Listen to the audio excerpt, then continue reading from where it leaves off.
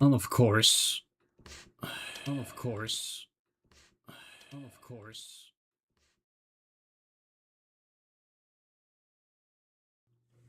the game audio is not working. Why?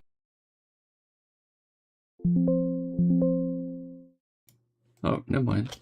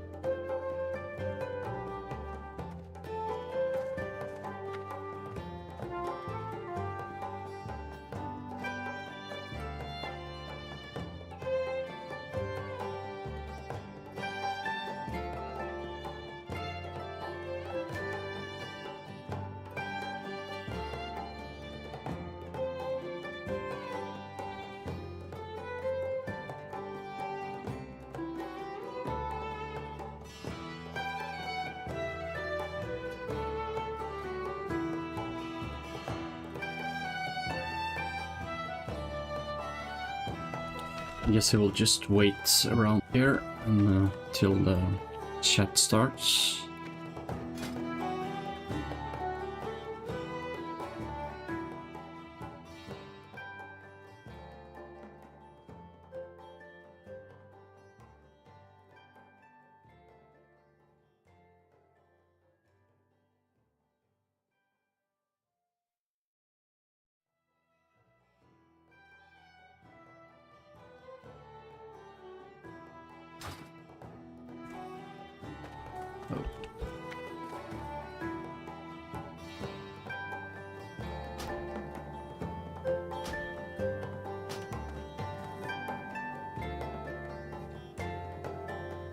Oh, 735, that's a new max.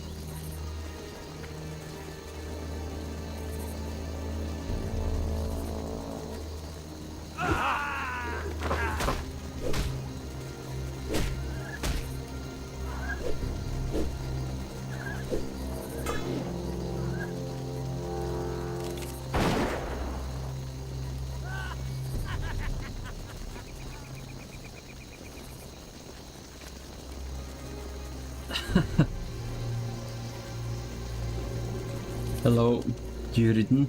No, Juriden. What the hell? Why do you guys have some weird names? J. Durden.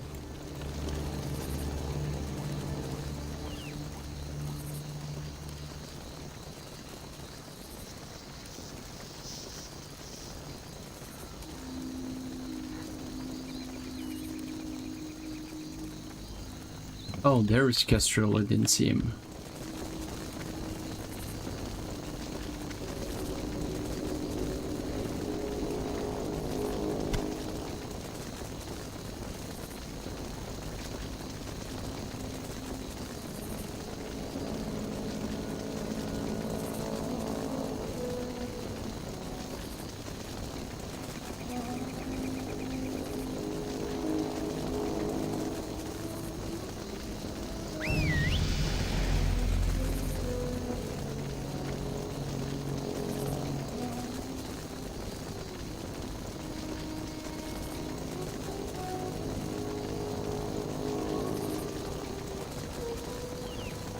Oh, I said it correctly. J. Durden.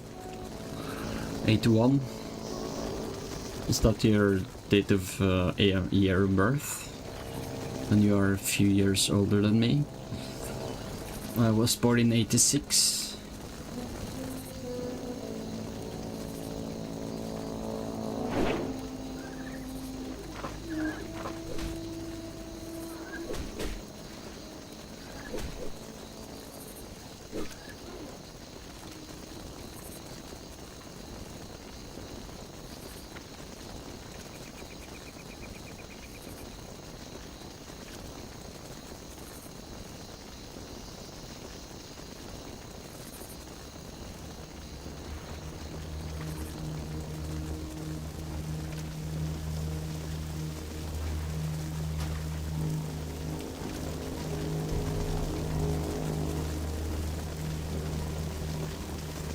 Okay, let's see what they're saying.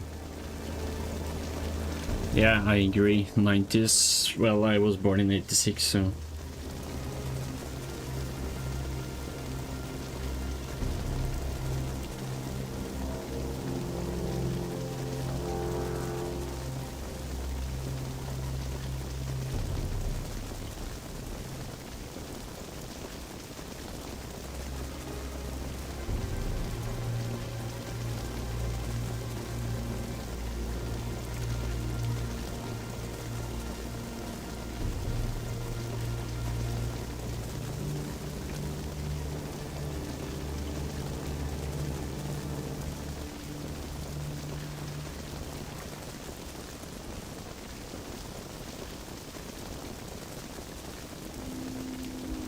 Let's say the S... what S... that's a typo, but okay. Ascension situation definitely help our goal of PvP server this month.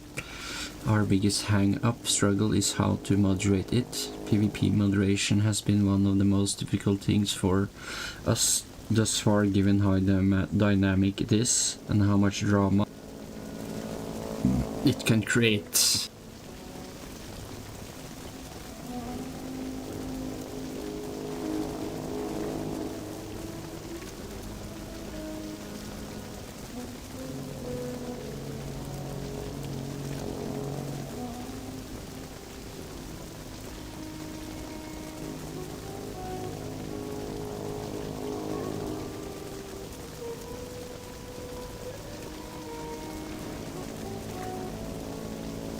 We are hoping to perma-open signups after the migration we have in a few hours. Once everything is stable.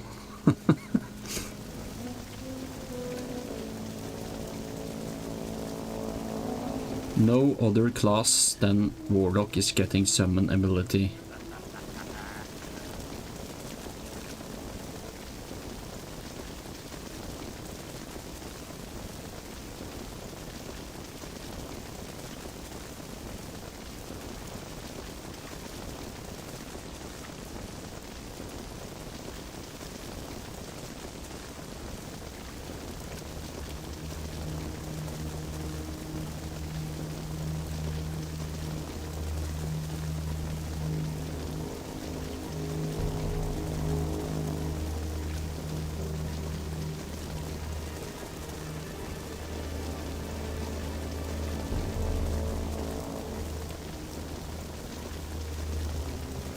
The launcher is open source, so if people want to update it to fix things, they are welcome to, and we can review and approve any PRs. Oh, that's yeah. If it doesn't get some love in the next few months, I may try to take a crack at improving it myself. Can we have more truffles in the open world, please? The shutdown today is mostly infrastructure related, with maybe a dozen or so random fixes. Ooh.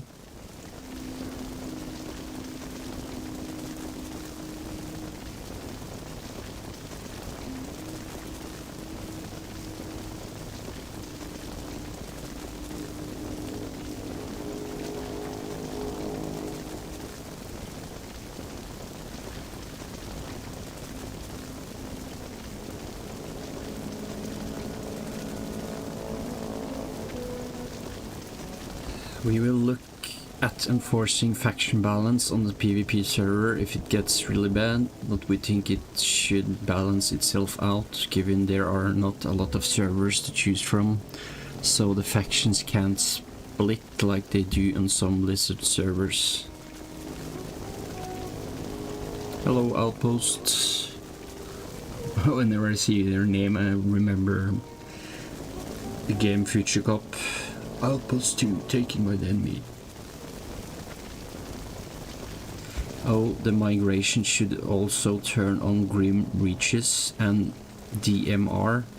I can't believe I forgot to mention that. DMR.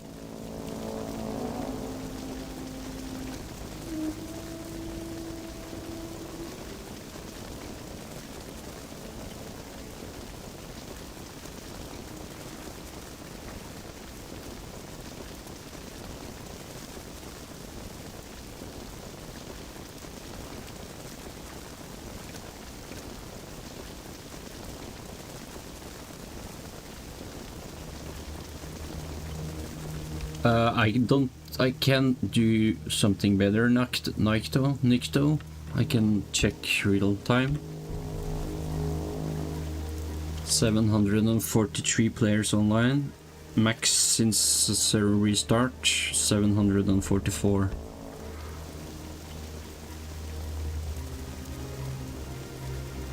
And after like in, let's see, 3 hours, they are going to restart the server, take it down, and then try to implement another backbone server or something. So, and if everything works fine after that, they will permanently open signups tonight.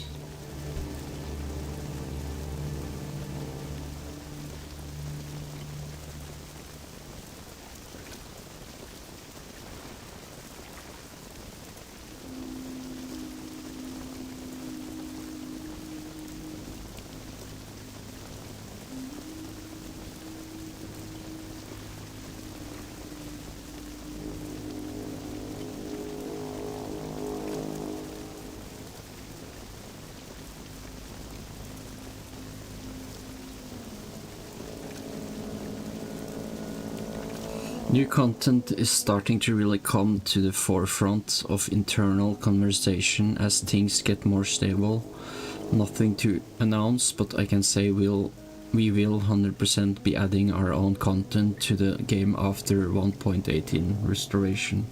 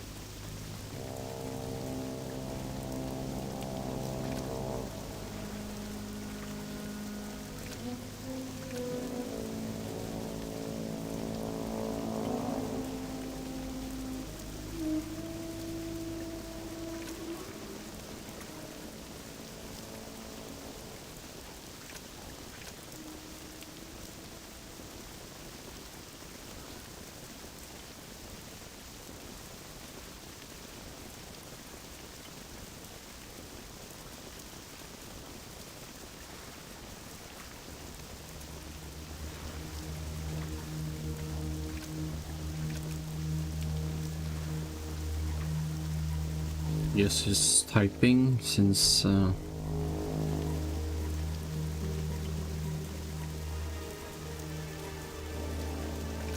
we have not looked into the PvP dampening mechanics that Turtle had. Personally, as a very uninformed non-PvP person, I don't think they make much sense, but I value my opinion. But I value my opinion on PvP very lowly and defer to others. Okay.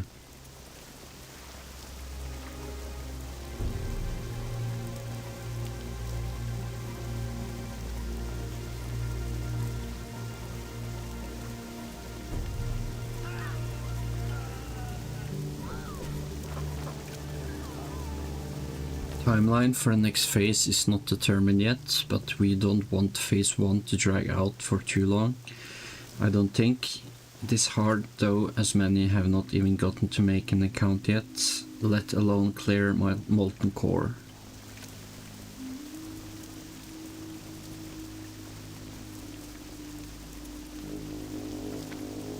Oh, that's a big pig. Oh well, it's the...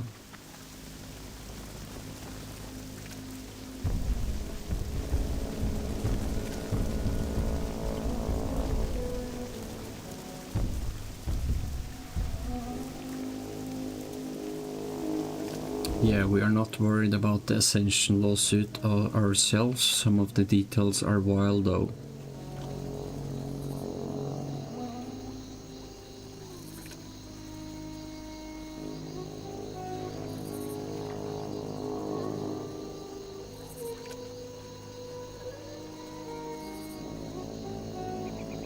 I mean, if Blizzard would make stuff like this, I would pay to be playing on their servers, but since they just keep using the no innovation or anything, yeah, private servers are gonna be a thing.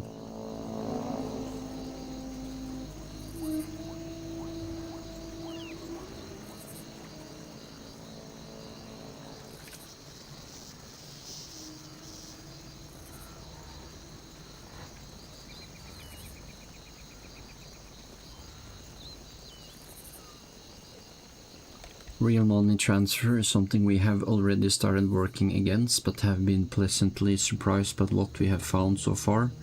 As in, not much RMT appears to be happening, but we have a fair bit of dedicated resources working on that, and we'll continue with that, I guess. GD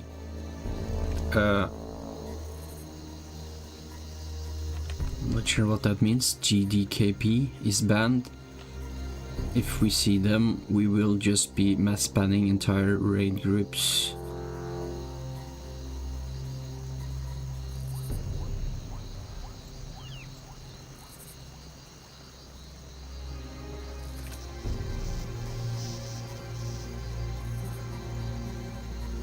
Gold dragon kill points.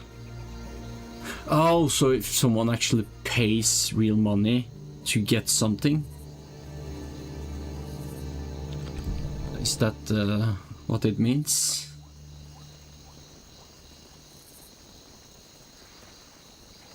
Restoration roadmap. I was hoping to get out of this week. We aren't out of rough shape for it. Just need some graphics and to lock down 2 dates. So like when I was raiding back in 2005, I was the guy in my guild that had the most DKP points, like 300. And when the Eye of Sulfurin dropped, I like 300! Used everything on that thing. No one else had that much, because I had joined all the raids for the guild in Molten Core. So I burned everything.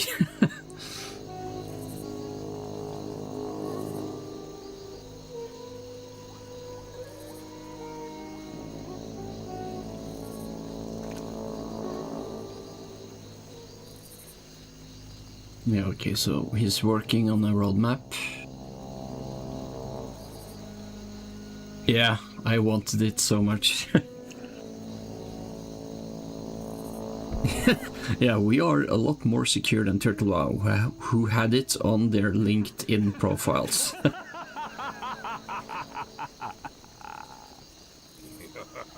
Ascension, I'm curious to see more details on how they got caught, found out, but have not had time to look.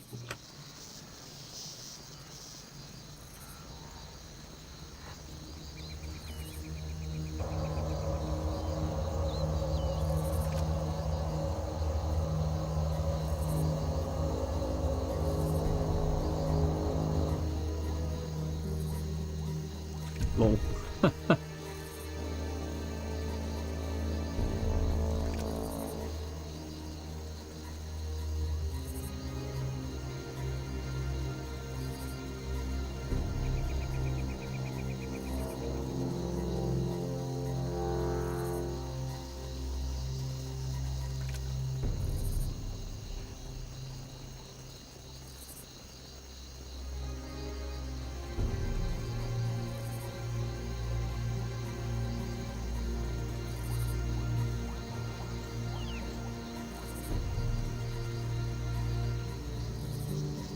Survival should be going. I guess he means working.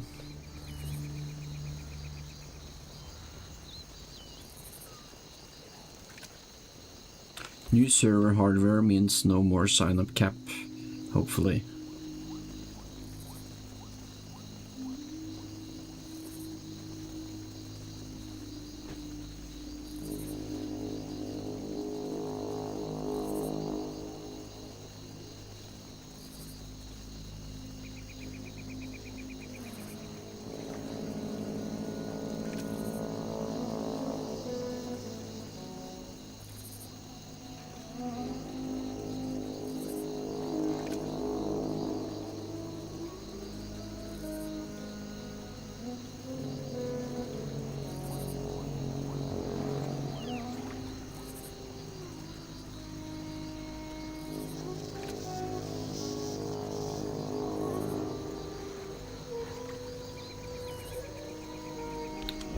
Server downtime between 1 to 4 hours, hopefully 1 hour, but plan for 4.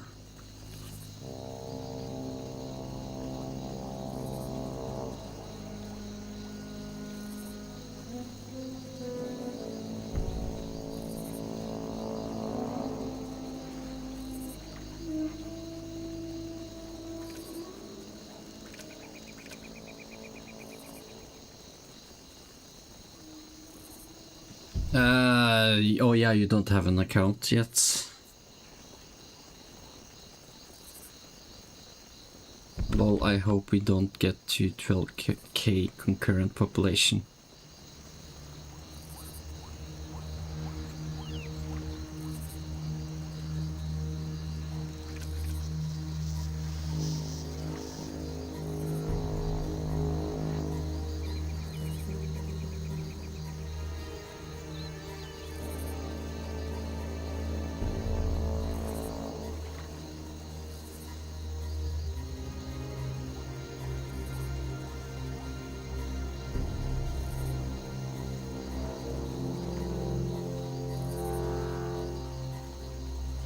I can fly!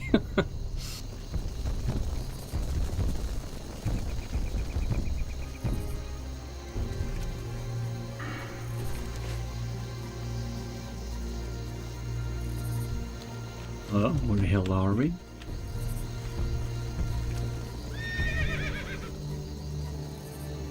Wetlands.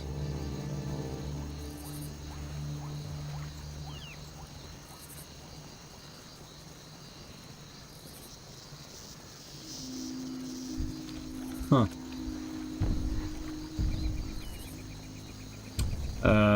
Bartender?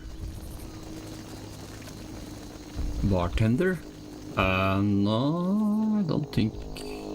Is that a thing?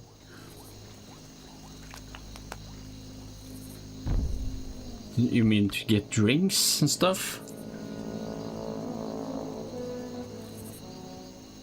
Or do you mean to change your appearance?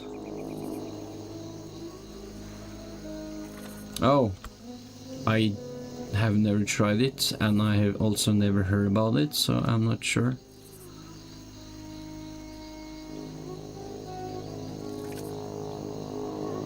Yeah, we are a bit concerned about the flood, but we will handle it. Account signups limits may come back if we really have 50,000 plus try to join.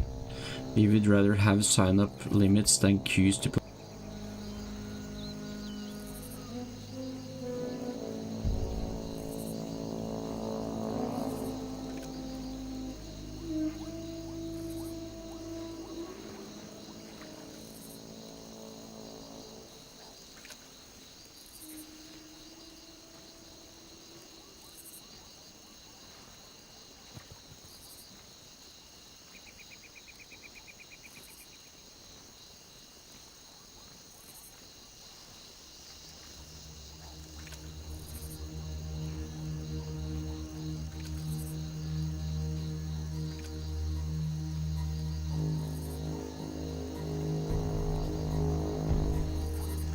The servers are located in areas and with providers that do not respond to unjust legal threats. Nobody knows where the team are located, as that's the whole anonymous portion of it. I wanna guess. I know one place, but I don't want to say.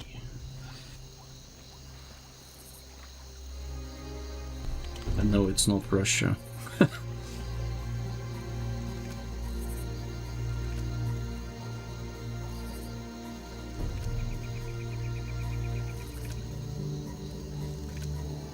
We do restrict accounts to unique email, and we have some other restrictions in place to prevent multi-account ownership.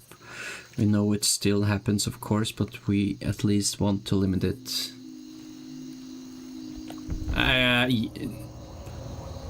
No, I don't think it's Kazakhstan.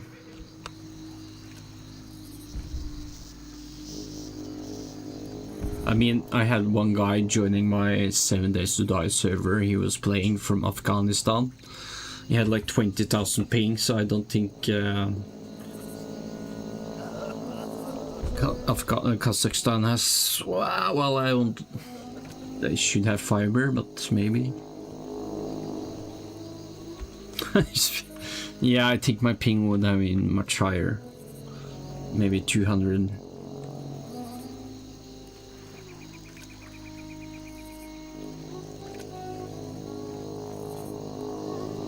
My ideal population would be 1,000, 1,300 peak, and then like 500 peak on the heroic realm.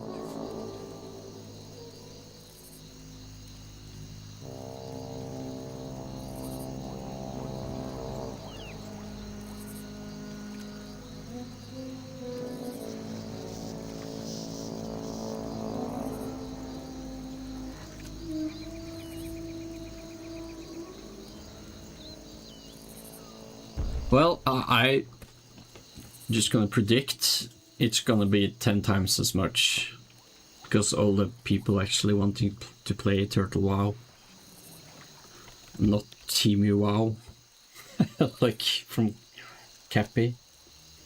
And the devs seems to be really nice. This launcher is now open source, something that even Turtle WoW didn't do.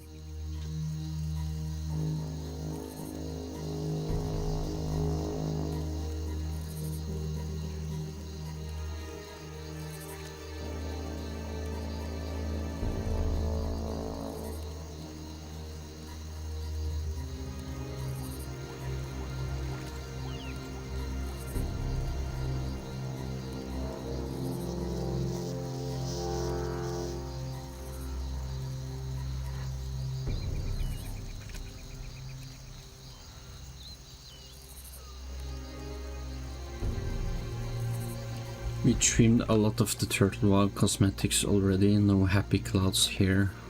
Happy cloud? Oh! I guess that's a mount or something you could get on Turtle WoW. Flying mount or cloud. We did not think about max auction auction house items, but happy to look at it. Maybe make suggestions, post on the forums.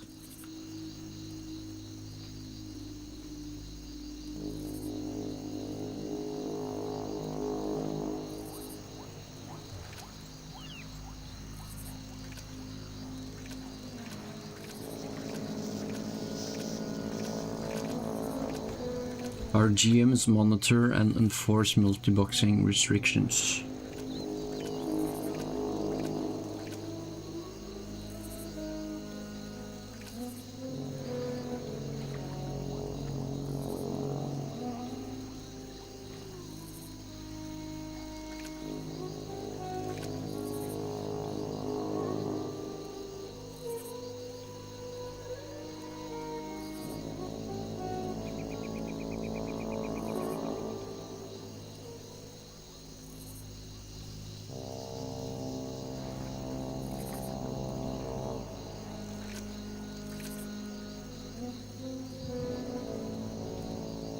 What? That's a good ring. Holy shit. For mage and priests. I think we are going to stay in beta until the content is fully 1.18. Oh, sorry.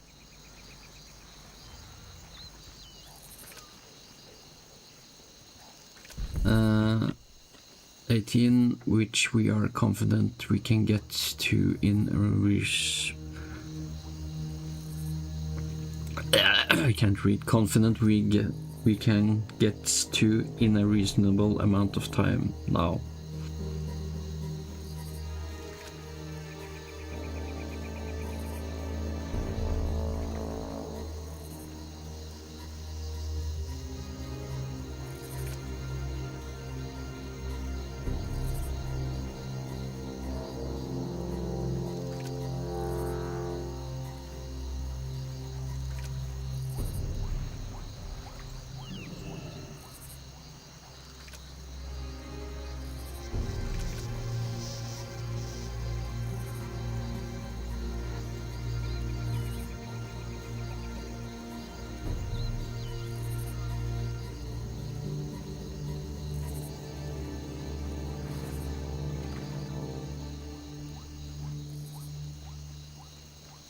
We will announce PvP director on the forums hopefully this week.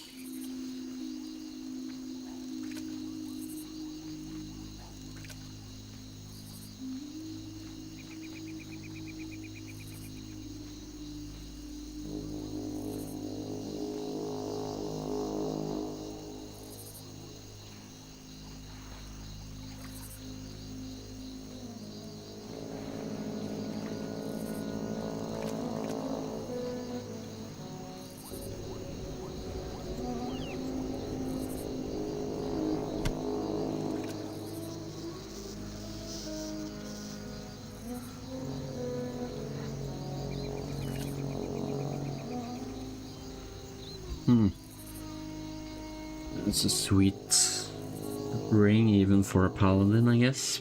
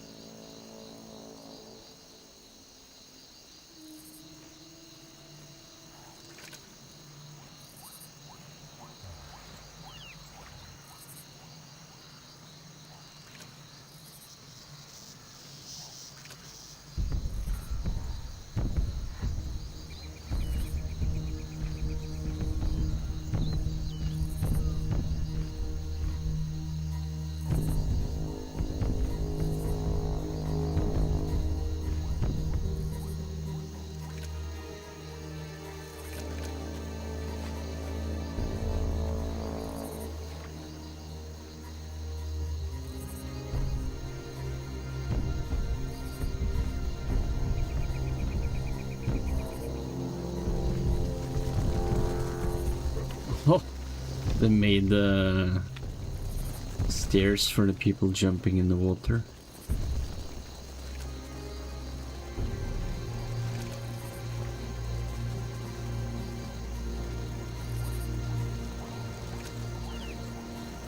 I'll see if I can find why those are missing before our migration today. No promises.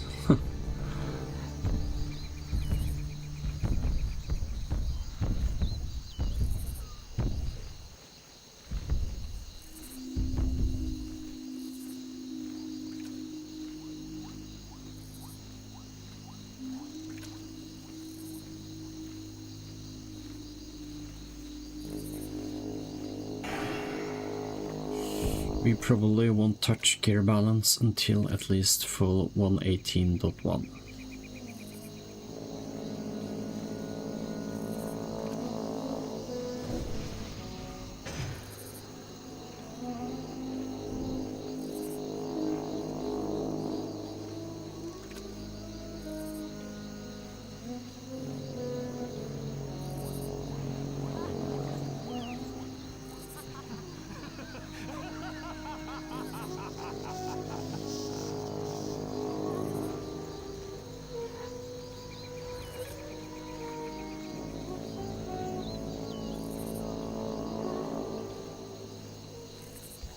Good news, I'll be over on the Heroic Realm for another 30 minutes once I'm done.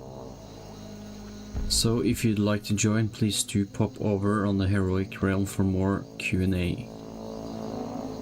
Should I do that?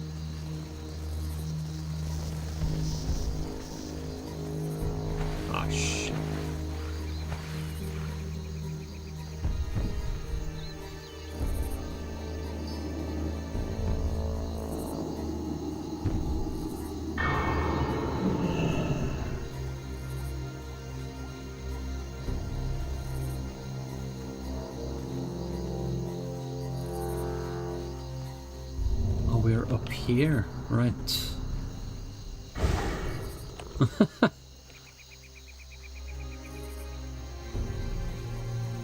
Turn it on into pink or a bacon.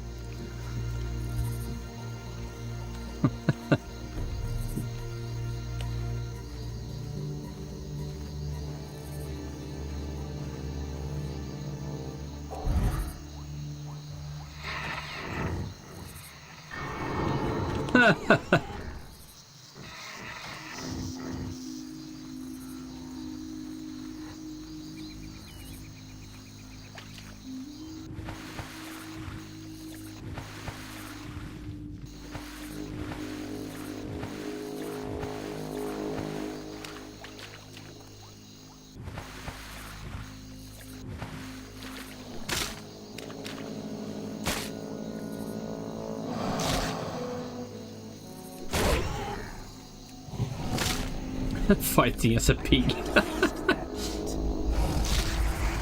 I can't attack that target.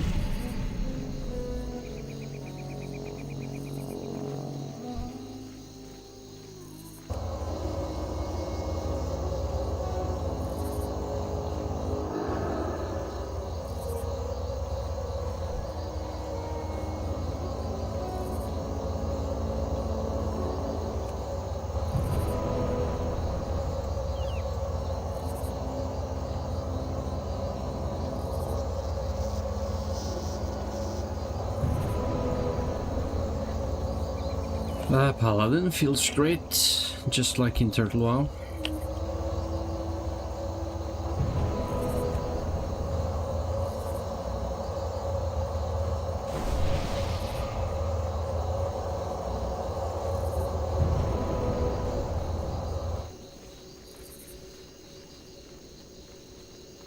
I am low on mana.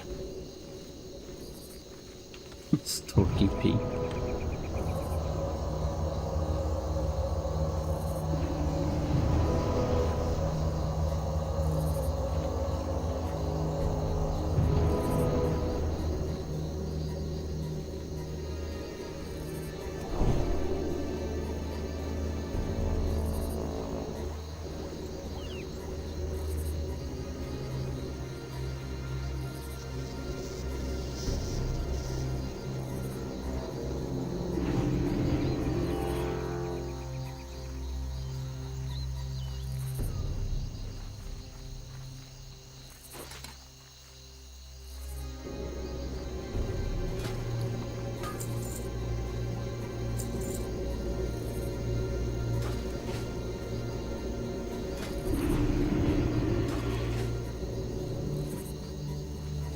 Okay, I'm gonna grab the flight path.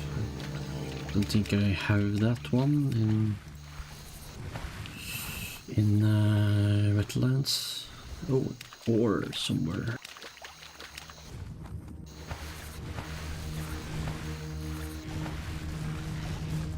Hopper.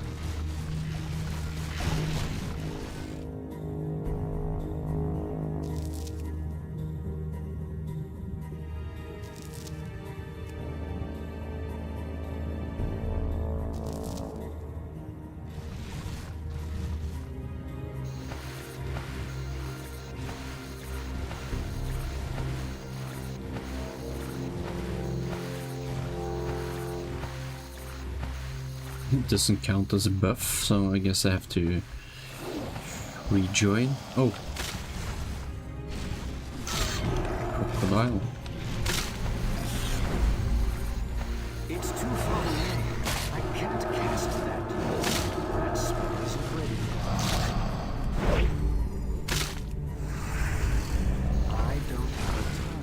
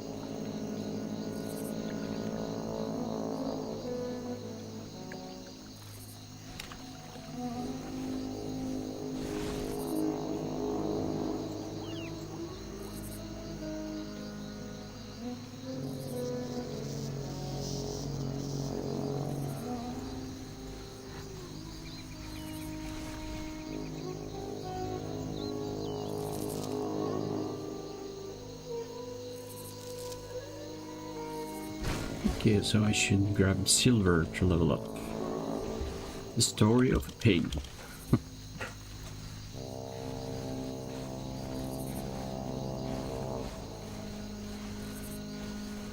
Alright, wasn't there a movie called Babe? Luckiest Pig or something?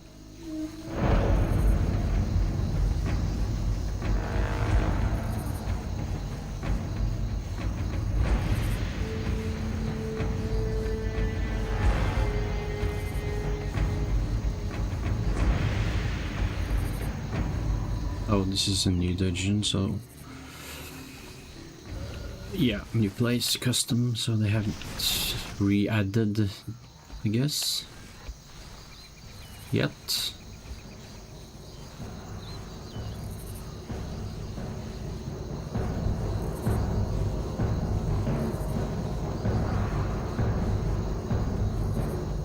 Oh, he was the voice?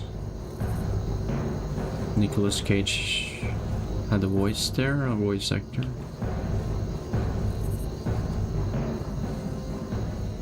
Yeah, I still have that movie actually. On DVD.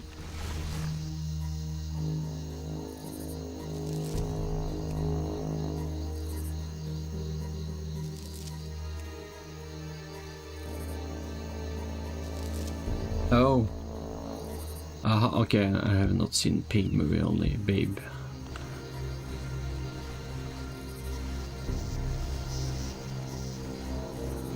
I believe these dragons have a small chance to drop the thingy that can make you look like one of the opposing faction.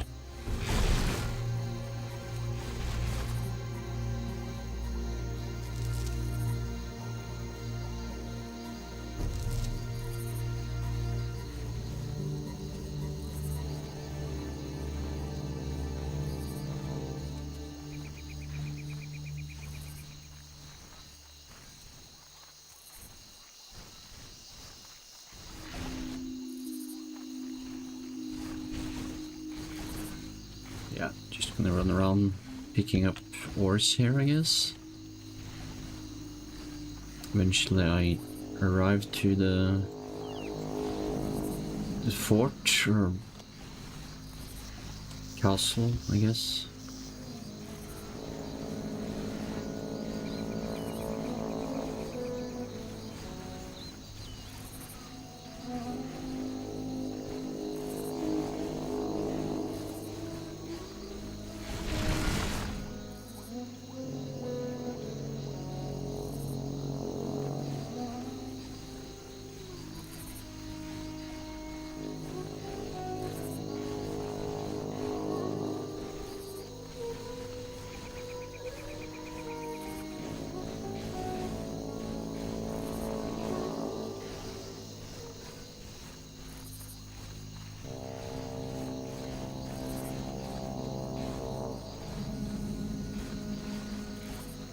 Okay, so where is this? It's just a cave.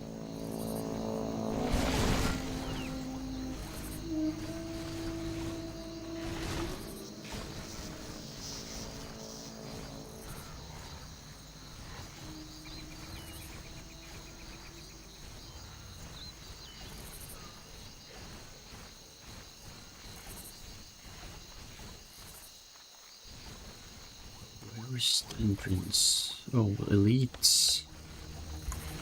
I should probably not point or try to defeat those guys. Try.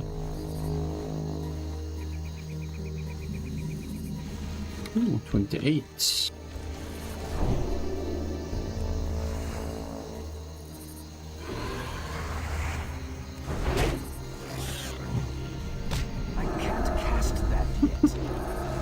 No battle movements for the ping. That's a shame. I can't carry anymore. Okay,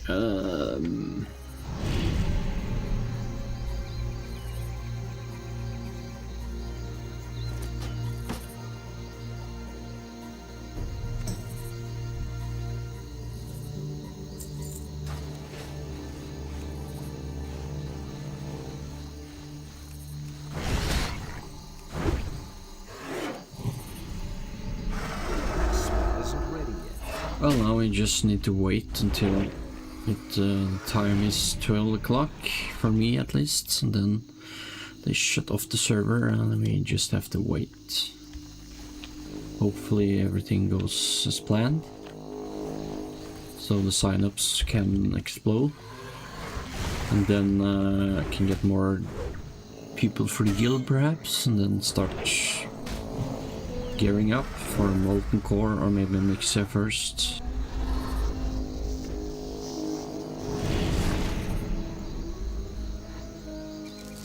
But before all that, I can enjoy Blackrock Depths and UBRS and stuff like that.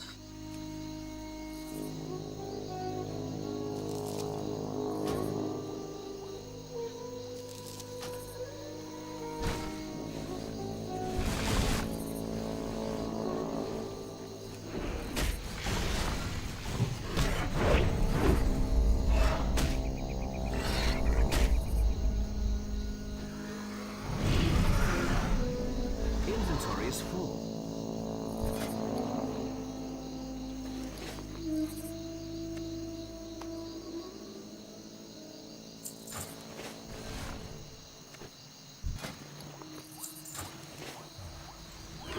Oh.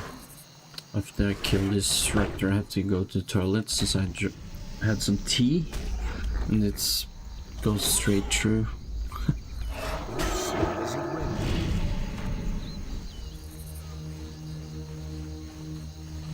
Just gonna jump up here and walk up here and BRB.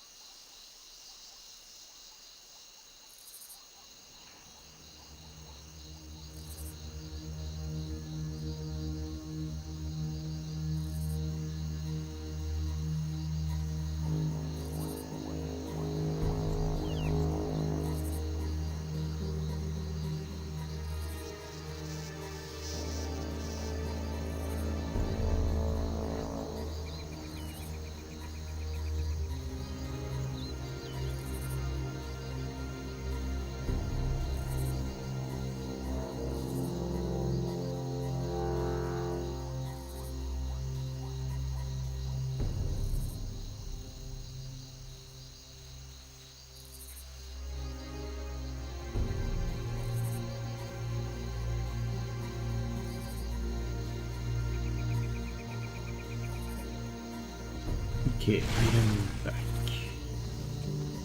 I see ores.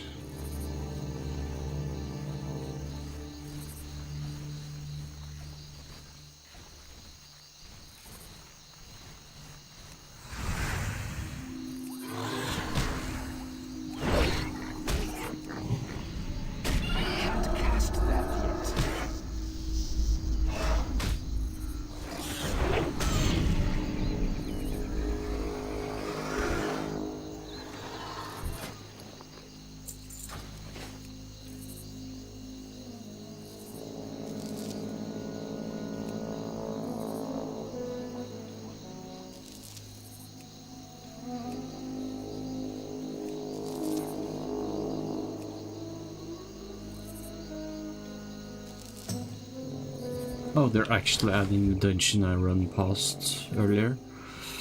Later today, hopefully.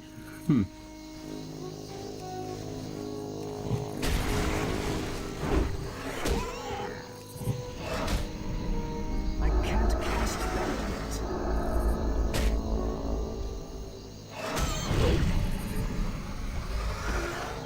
I get carried.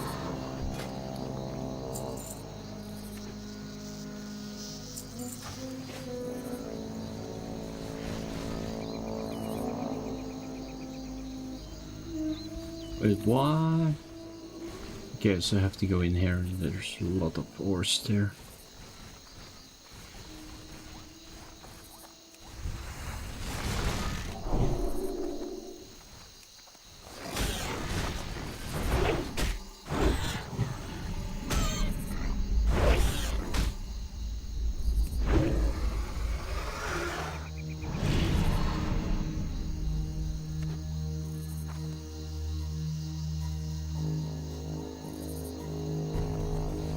Nail polish, what the hell?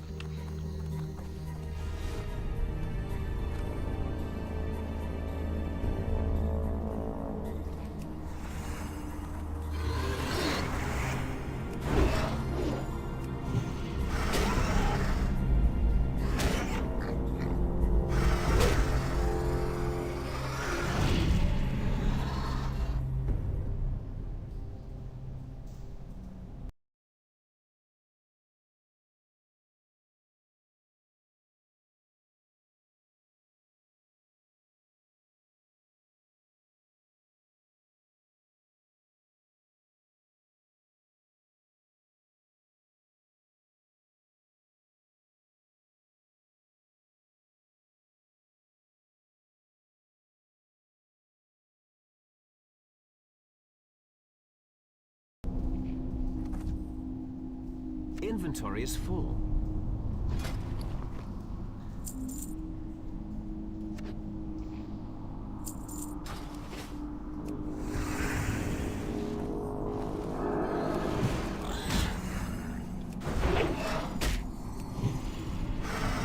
That spell isn't ready.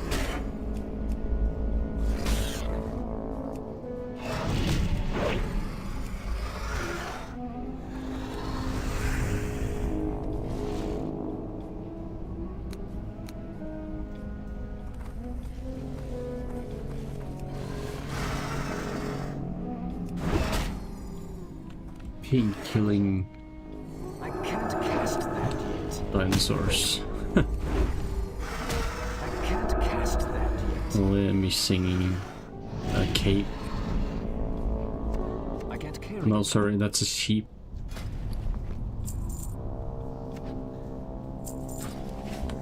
And you hear the sound, da-da! And then bang, bang, bang. If you know which game that is from. That spell isn't ready. I can't cast that yet. Inventory is full.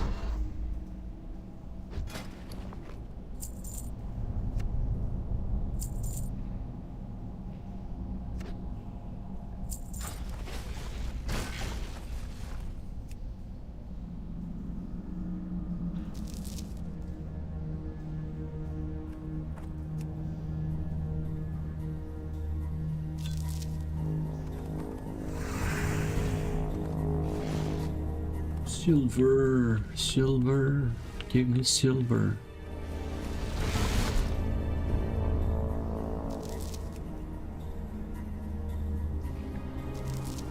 Hello Tamara, thank you for stopping by. I joined a special event on this server and I was turned into a pig.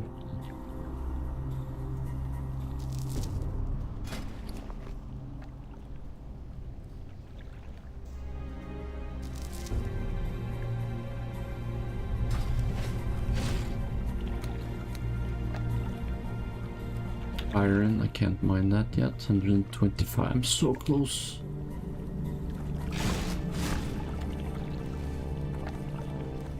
Ah, Motaro, you are so ruining my demeanor. Oh, you are so aggravating.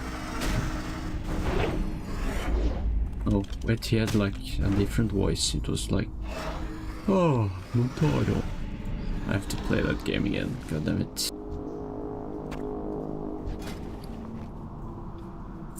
I believe his name was Edwin. No, wait.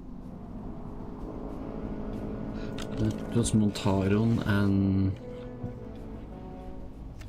Edwin was the Red Wizard of Fae guy, I think.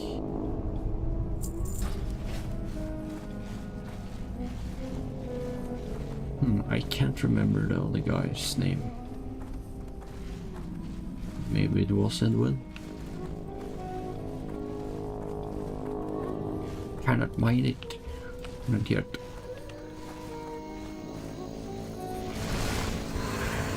I can't cast that yet.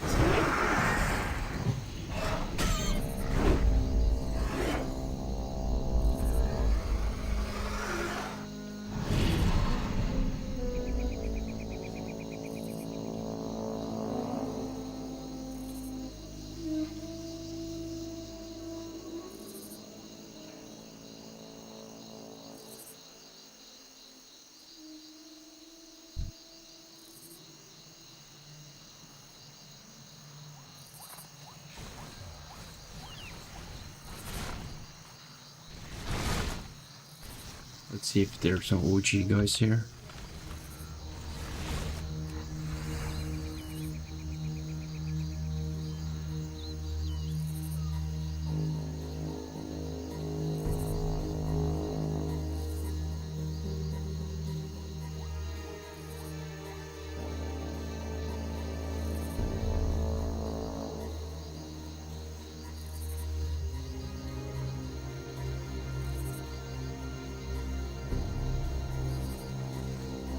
You are ruining my demeanor.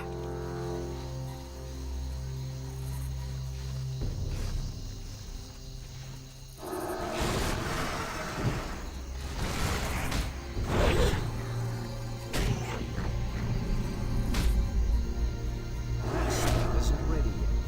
That's still recharging. I need to get closer.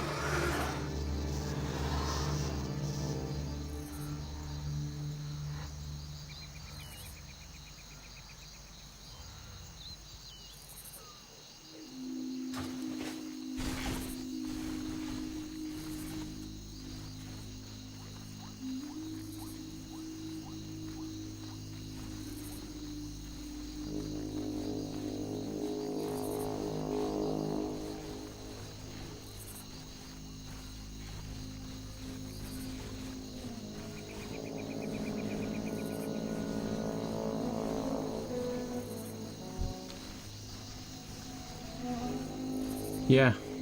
How did your karaoke go on Friday, Tamara?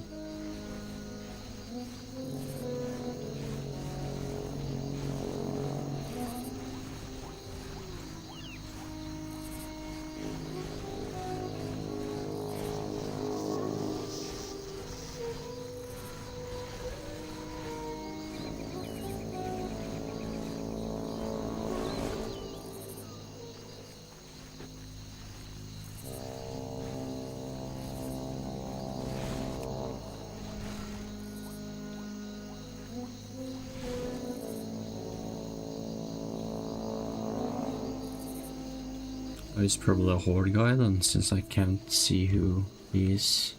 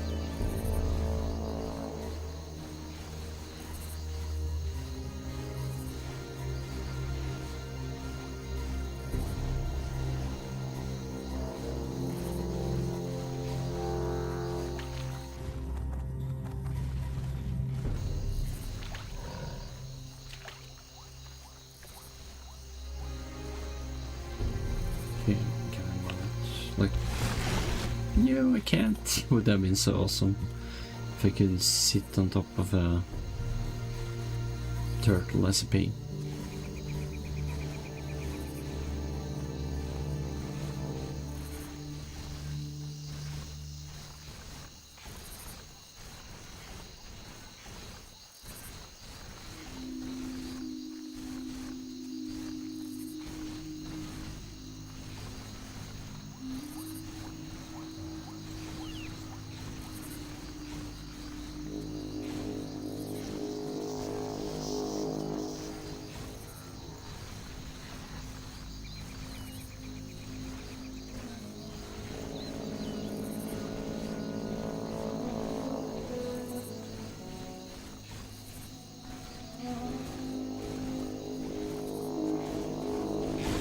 Oh.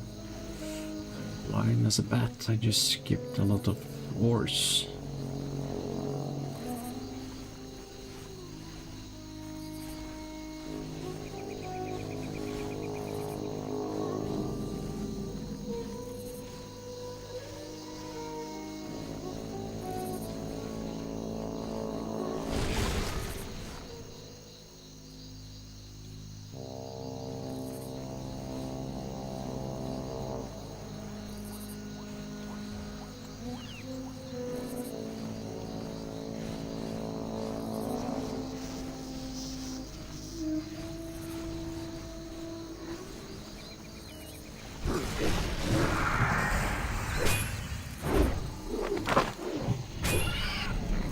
Still recharging.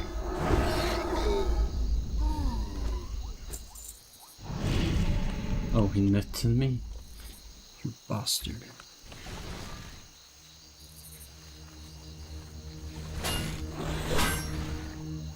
Why the hell do I get aggro from that range? I can't cast that yet.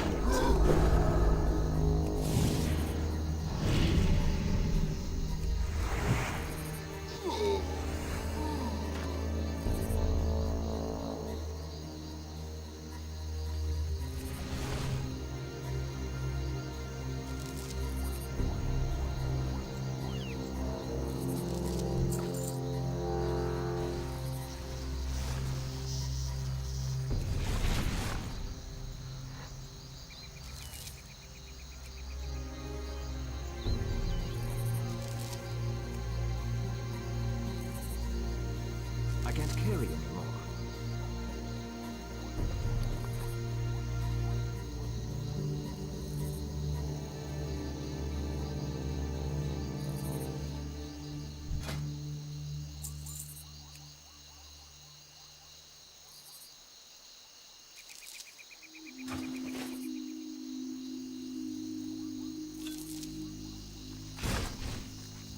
There we go. Okay, let's continue to the Menethil Harbor Keep. Another ore. Oh. No. I have enough for now.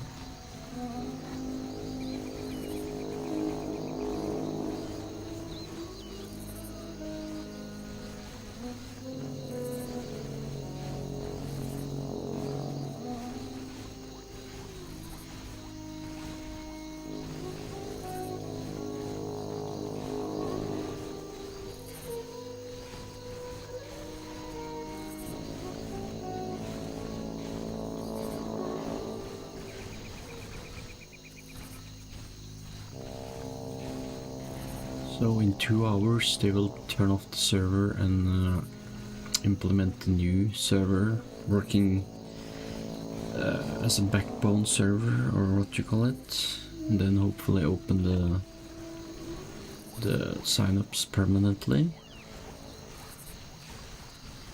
in quotations, if they have 10,000, or what did they say, suddenly a 50,000 server or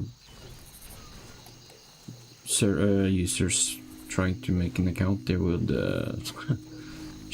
close it again, because they don't want to have queues for the current players.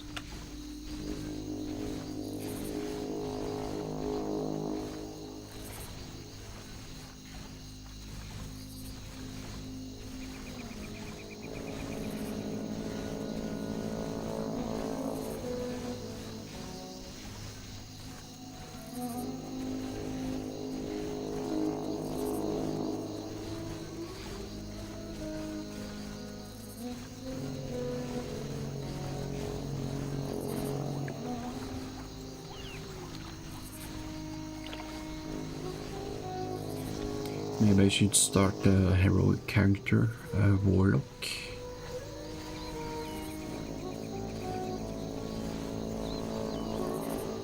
Or a hunter.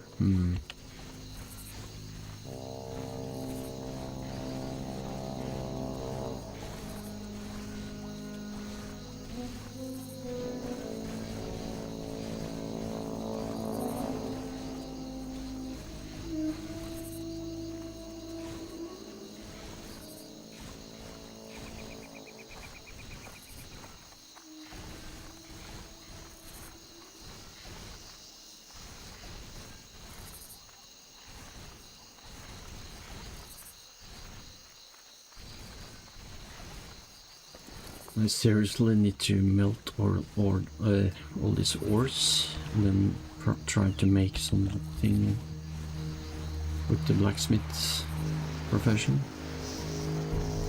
so we get some room back in my storage.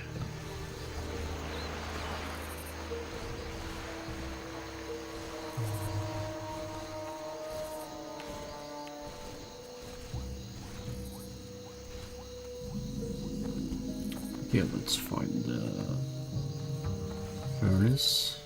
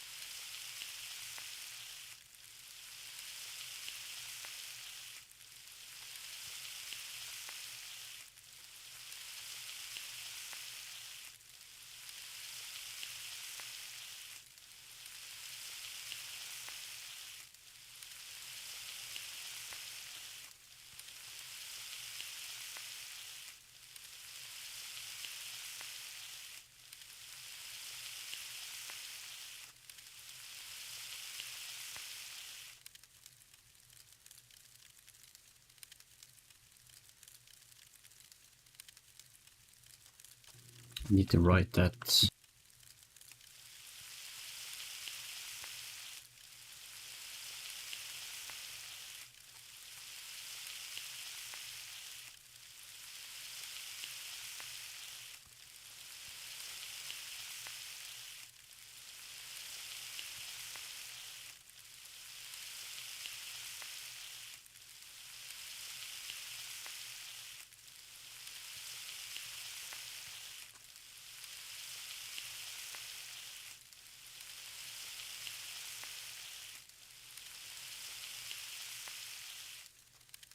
Seriously. I need 3 more skills to, or points to mine iron.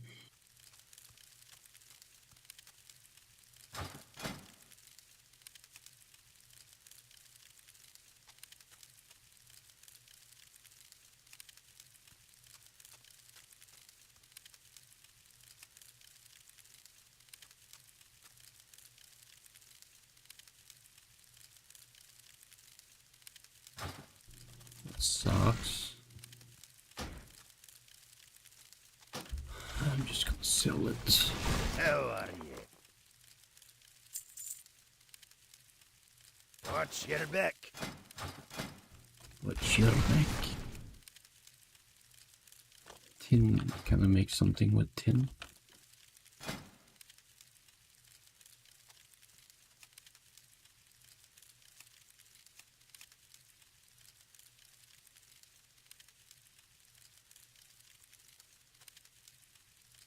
God damn, the only thing I know. Bronze.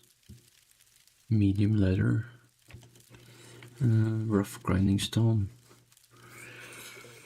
I can make 3 of these if I get 3 leather and 6 rough grinding stones.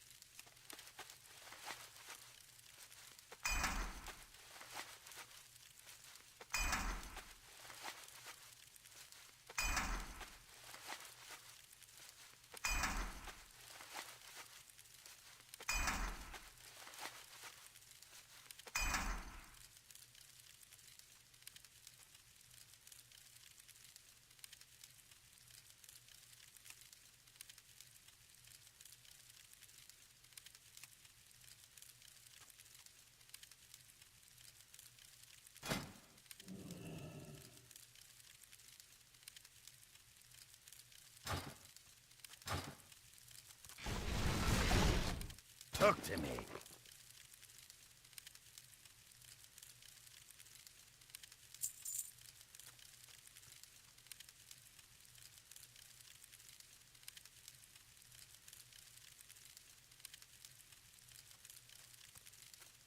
Off with you. Interest you on a pint?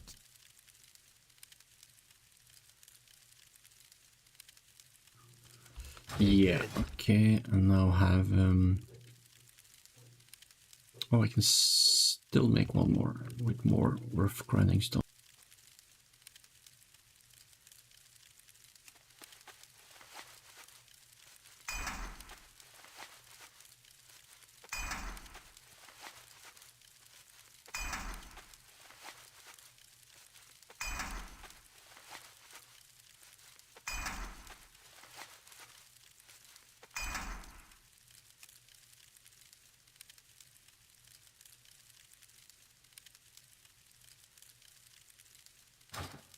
What can I Okay, get? let's let's see what we have in the guild.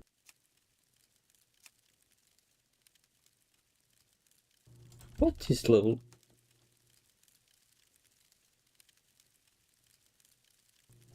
Holy fuck, he leveled fast. He joined yesterday. And he's level 17 now. Crazy Polish guy.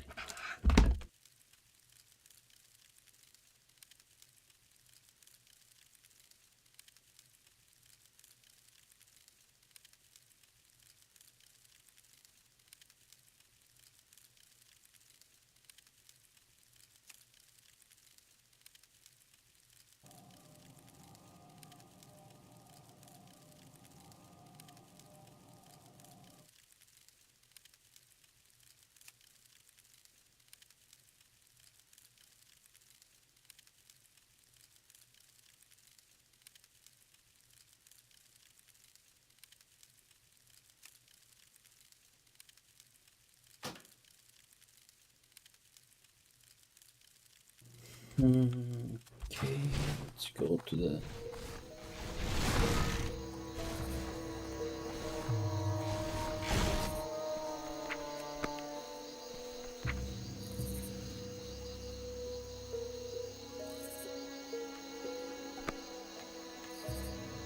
really should purchase the tabard.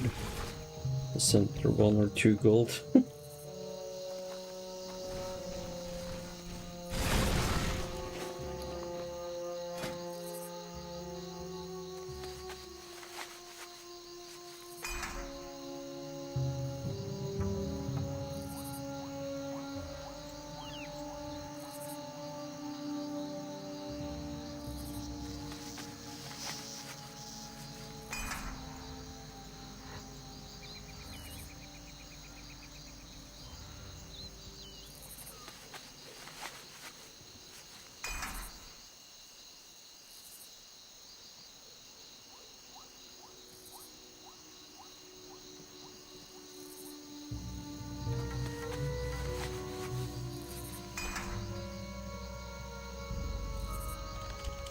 Okay, that's about it, I think. Chest, legs, hands, or feet, yeah.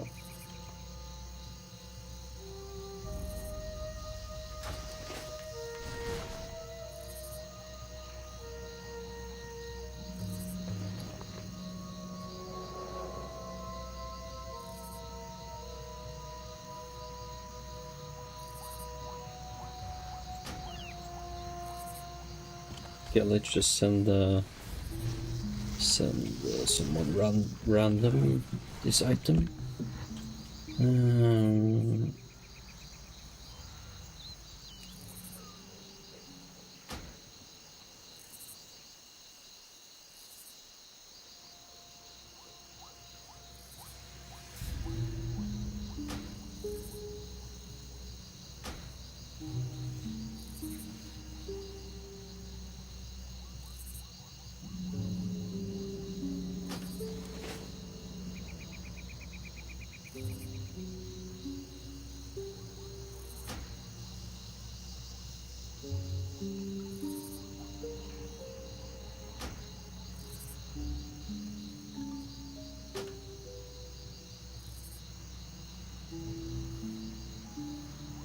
What? Why didn't it work now?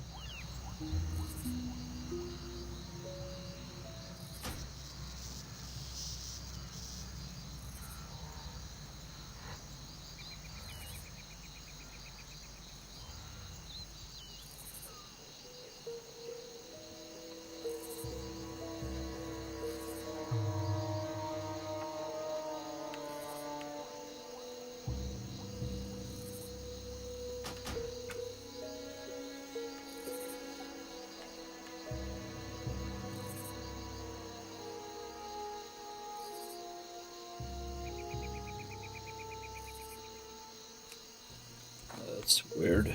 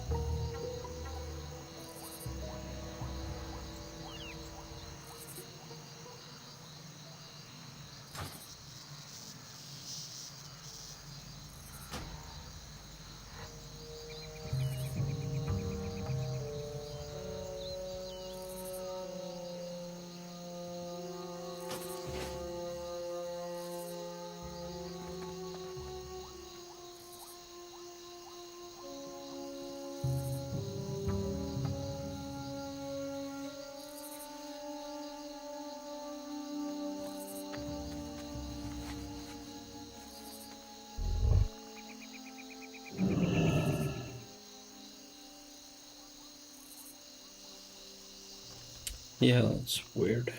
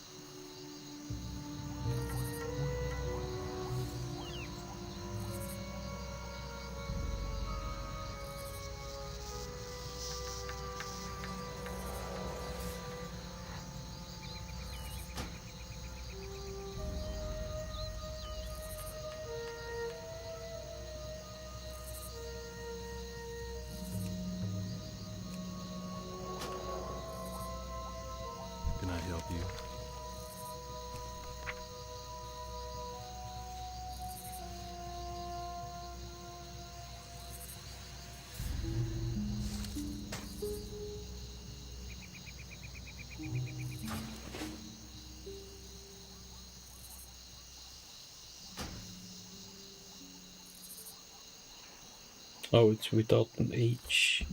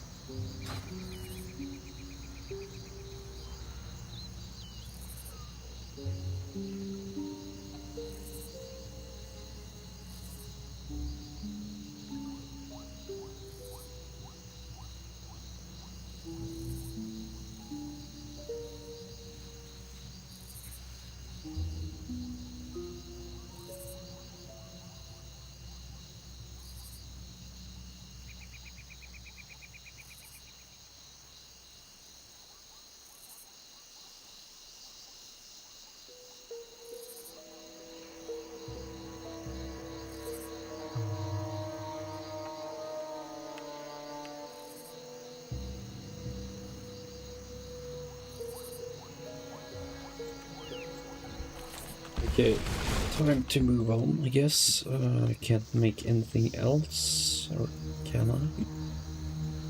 Bronze.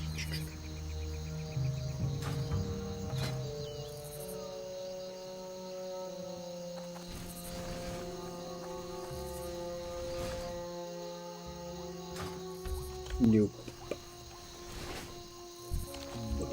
Bob. Bob. Can't say it the same as Mr. Bean.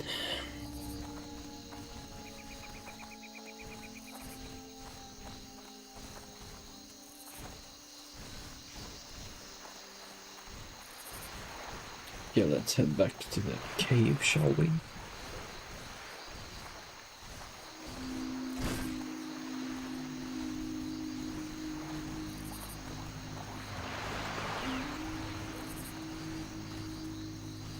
What can I do for you?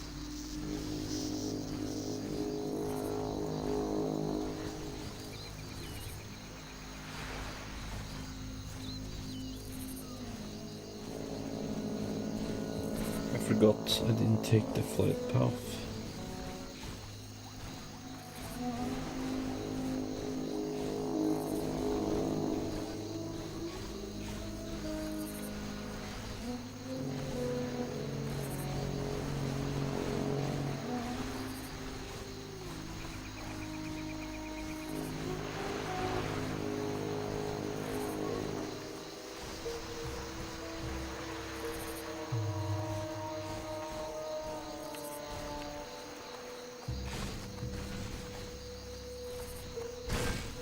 Oops.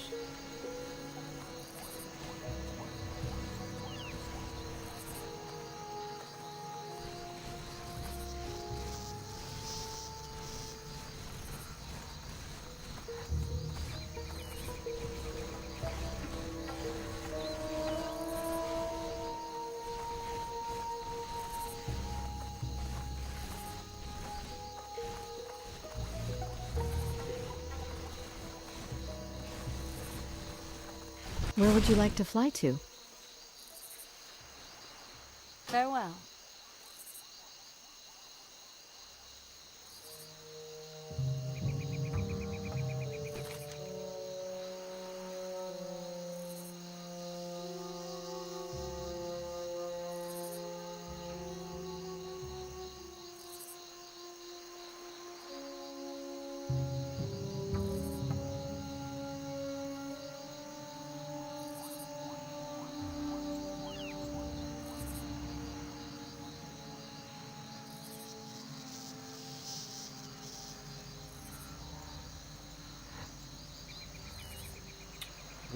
Which cave was I in?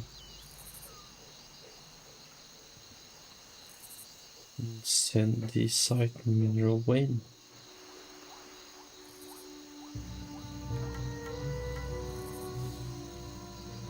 I think this is where you go to Iron Forge.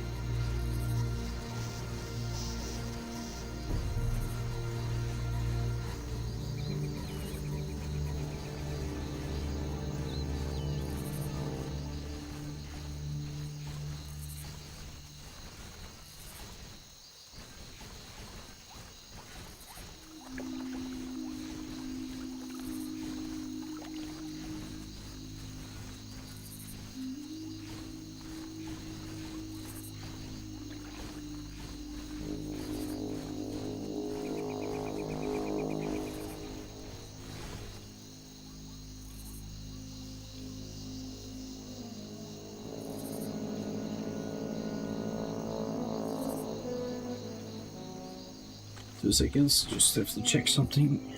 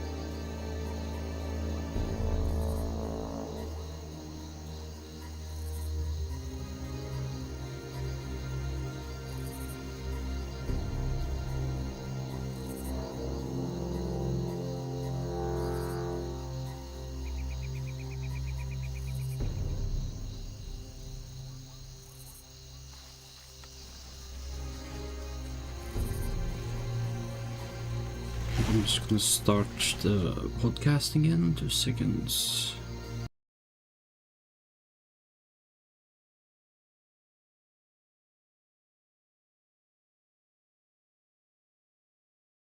Tritopus secundus.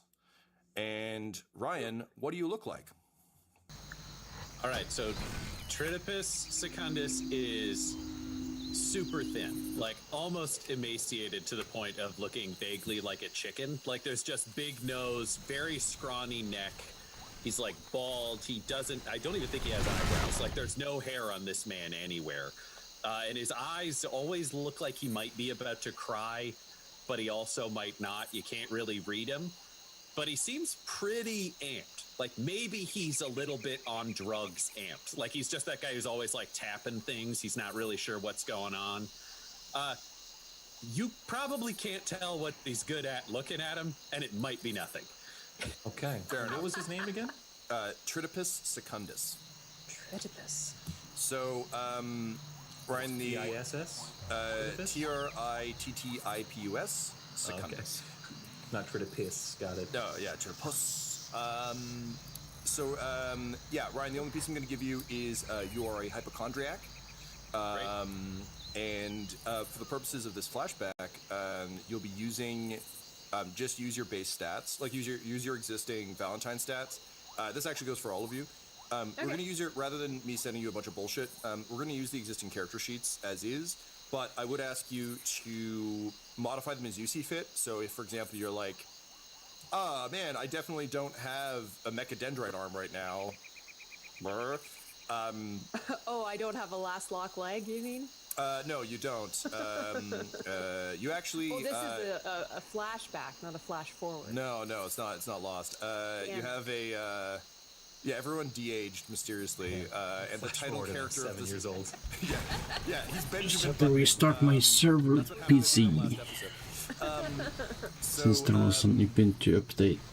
Tyler, for the Oh, purposes of this something to heist, mine. when it's sort of big crew-esque things, we're going to have you running engine, using your existing alto stats.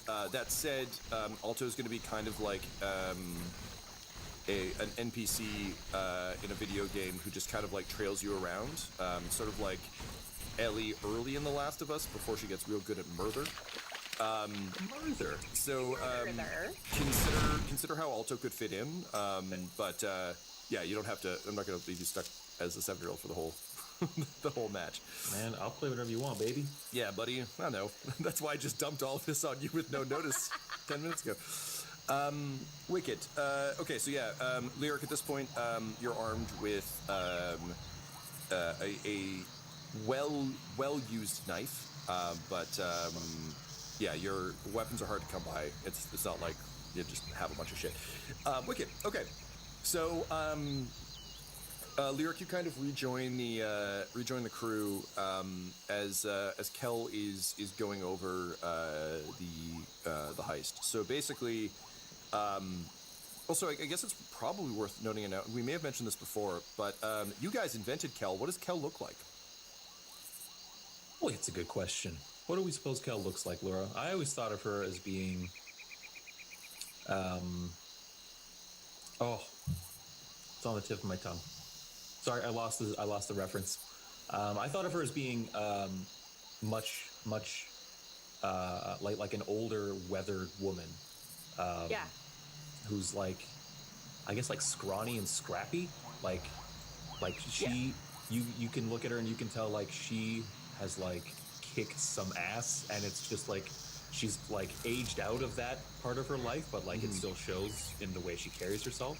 Yeah, and I think you can definitely see that Lyric took some inspiration for her. I imagine she's like has shaved head, is very like has that kind of Are we talking like Linda Hamilton in Terminator 2? Or like Linda Hamilton in Dark Fate. Like Linda. Where it's like, we remember like ass kicking then, she's still kicking ass now, but is clearly older and wearing it. My like headcanon was like Linda Hamilton, Dark Fate. Like she was older, but it can be whatever. Yeah. Or like Jamie Lee as long as it's Curtis Linda Hamilton. just a very old 32. Yeah. Well, let's bump her up then. Let's put her at 45, but like high 45. Yeah. I always imagined she would be much older than you guys, so that makes sense. High 45 sounds like a stupid retirement campaign.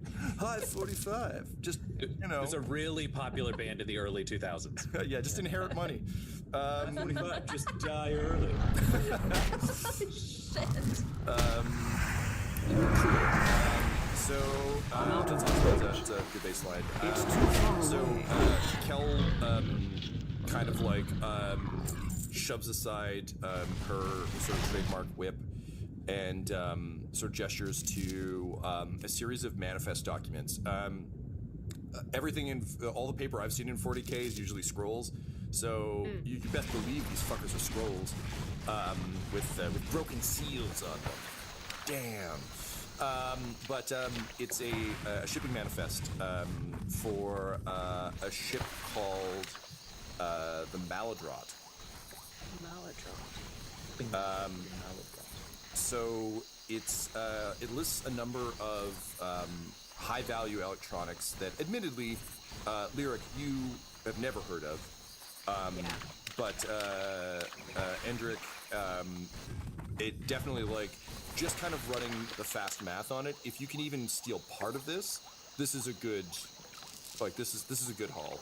Particularly because, as we talked about, technology in High Worlds is so like shitty, and particularly in Galen's Glory, is so degraded over time that having a new shipment of anything show up is pretty fucking rare and pretty exciting.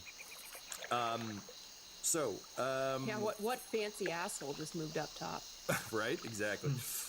So the captain is a lady named Rhina Fontnot, and she's bringing the shipment through to apparently drop off, like, from the looks of the manifest, the absolute cheapest, shittiest, like, Amazon Basics thing on the list. But clearly not thinking this through, she brought the rest of her cargo as well because she's en route to greener pastures. So the plan is to basically ambush the ship as it lands. So overwhelm the sort of docking site, ambush the ship as it lands, damage it so it can't just fucking take off and fly away, which Lyric, at this kind of still vaguely younger, possibly more idealistic point in your life, the prospect of being able to fly away actually does sound pretty nice, but you're also not in any way equipped to say no. But Kel is very firm that like the engines go, the struts go. If we have to, blow the stabilizers, just wreck this thing. until it's just a big pile of expensive slag.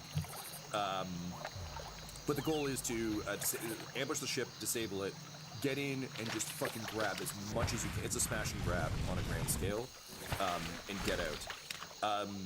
Tritopus, what do you think, or Ryan rather, what do you think Tritopus is, like, what value does he bring to the crew? What's his, why is he here? Endrick is definitely here for, like, assessing the gear and making sure that blowing up the ship happens. What's Tritopus's deal? I think Tritopus is lucky, but almost like Domino in Deadpool 2 lucky. Like, stuff just seems to go right for Tritopus. By all rights, he's not a good fighter. He doesn't have good stuff. He's afraid of everything, and he's constantly thinks he's going to get sick. But somehow, of everyone in the Underhive, he's the only person who's never been shot, he's never been stabbed, he's never been injured. So people bring him to just be like, you're a guy who's going to carry things. And he only shows up when he's so broke he has to work. Sounds like a Red Hood situation. Just like, we're putting the Red Hood on this guy. He's coming on the mission. Yeah. Congratulations. Oh, I'm sorry. You're a comedian. Doesn't matter. Wear this. What could go wrong? Damn, it's blowing a lot outside now. Even though the window is closed, I can see the curtains are like going sideways, or like, what you call it, you can see them moving. I don't, like, the joy of it is we don't have to know, but he might be a very, if I was going to be the paranoid Inquisitor I play later in the game, he'd probably think he might be a Telekine who doesn't know it. So he doesn't have any abilities to move stuff consciously, but he occasionally just deflects things coming at him in a way that his brain just thinks is like random. Just fortune from Sons of Liberty, not knowing that it was Nano.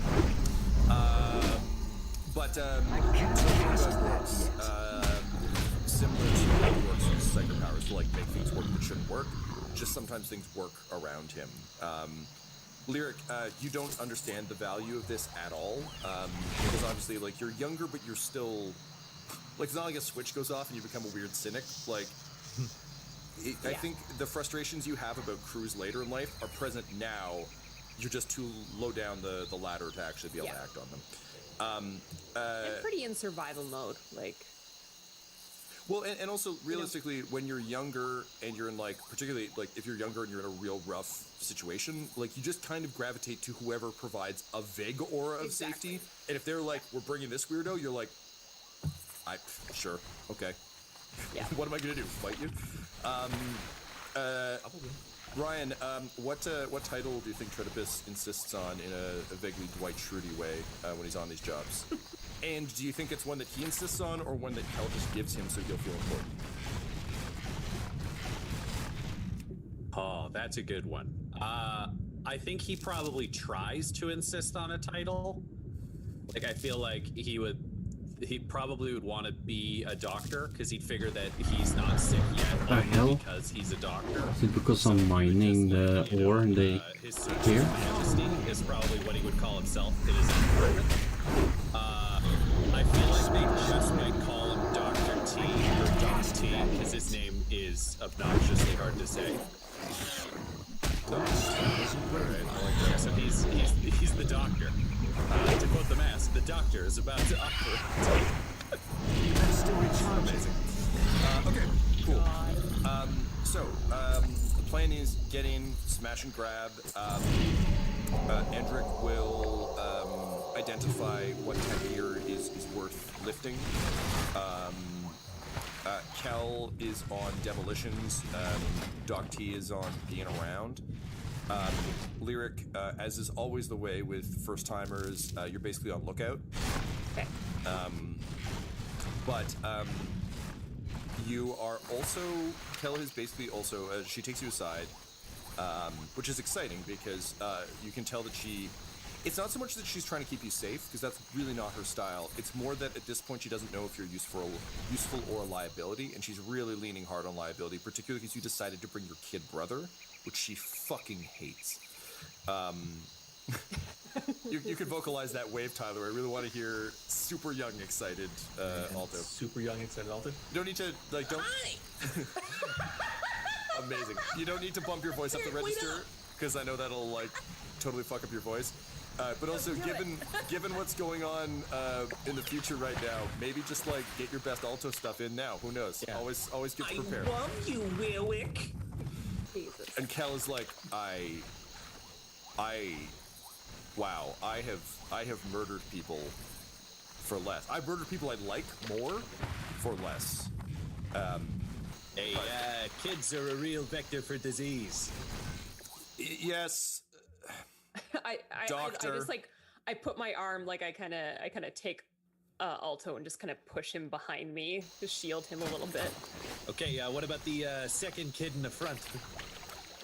No, that one's coming with us. Hey, Doc T. You know, I thought I saw some pretty dirty boxes over there. I mean, they might be releasing all sorts of allergens into the air. You want to check those out? Oh, my emperor. All right, I'll take a look, but I can't promise anything. I don't even want to get closer. What if I just leave? Can we go? I'm ready to do the job.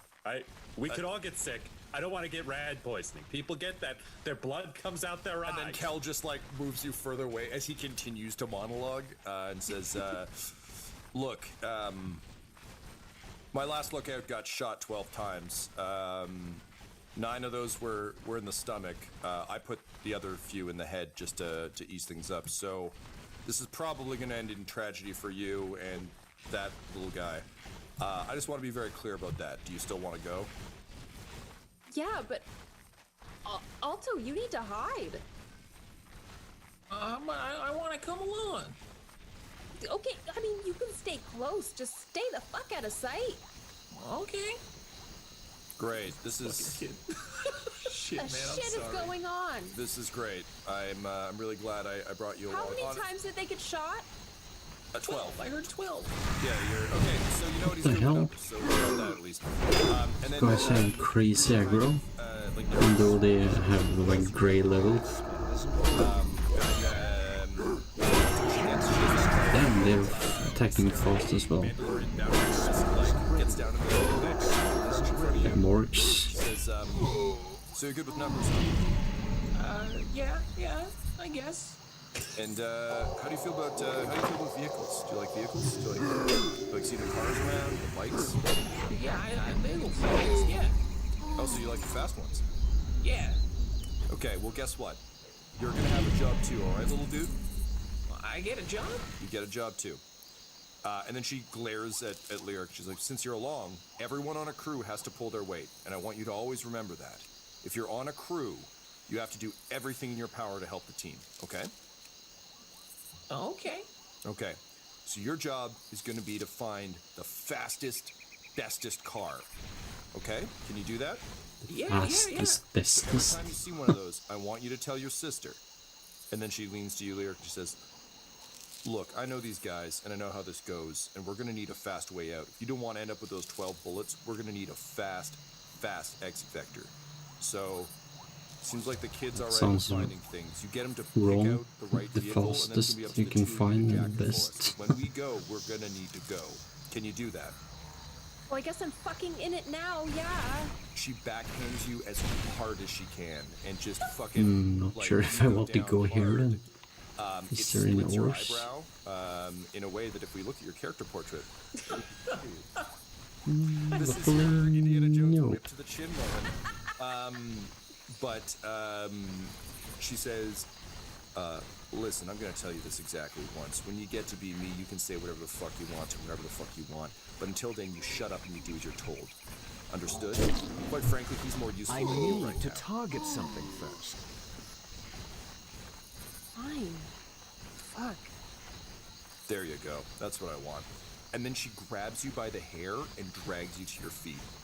And then as she's still pulling your hair up but not out, she just looks you straight in the eyes and she says, also this is a fucking liability. And then she shoves you off and goes back to the table. Endrick, you've watched all of this go down. What are your thoughts on these two stupid kids who are on for the adventure? Endrick doesn't think much of them. He just thinks that they better not get in his way. They better not screw this whole thing up. Do you think Endrick is looking to move this tech or to absorb some of this tech? I think he absorbs a little something from every job. I think it's probably what helps him decide what job he does next. But the money from selling it, like from fencing it, is what also helps him maintain and upgrade his body. Based on our joke from earlier, I kind of like the idea that maybe Endrick Steele is upward mobility. That he's one of those mobsters who just desperately wants to like eventually be like the upper middle class. Like it's just a matter of this place is a cesspool. You can't escape it. No one gets out of the hive, but you can move up in the hive. So he knows he's never gonna like people who are down this far never really reach the top, but you can certainly reach the middle. So I wonder if maybe there's something fun in the idea of like continue to upgrade, continue to maintain with the pocket dream of one day just basically living like a weird hive suburban Oh, life. I have to check the clothes I'm washing. Yeah, I don't know if he ever thinks about the plateau. I think it's like for as long as he's alive, it's striving. Oh, for okay, amazing, more. great, Never okay. satisfied. Yeah. Love that. Okay, fantastic. So with the plan set, you all have a few minutes to make your preparations. Again, based on what you've got on your various sheets, you should have a rough idea of what you get. Lyric, again, you're going to be a little underarmed at this particular juncture. That said, if we end up in a massive combat situation, I'll likely throw. We'll see how it goes. But you might play Kel for those sequences if it makes more sense. We'll see where we get to. It's Genesis, so who the fuck knows what'll happen in any scene? I've learned, I don't. So let's roll with it, baby. Speaking of which, it's a big heist. We're early in the story, and it's a prologue where we know at least 2 people can't die. 3 people can't die. So congratulations, everybody. We're 3-1 on story points. 3 on you, 1 on me.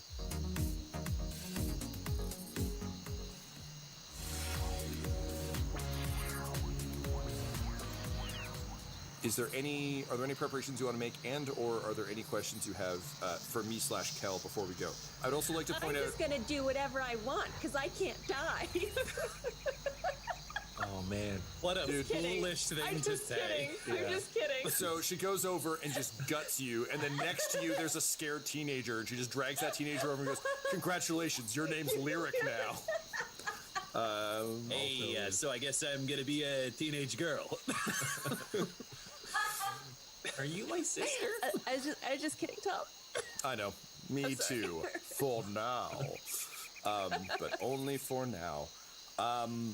Something I was reviewing the Genesis rules before this fine session today, and I found an interesting thing that we haven't been using for story points that is worth knowing. You can also use story points the way that we've been using stress in our other games, which I had no clue of. But basically, if you desperately need something and there isn't one about, you can spend a story point the way that we do stress in Dum Dum's Dragons, which is basically, for instance, if you're like, okay, we've got to climb this icy wall. Man, if we had like climber's axes, this would really help.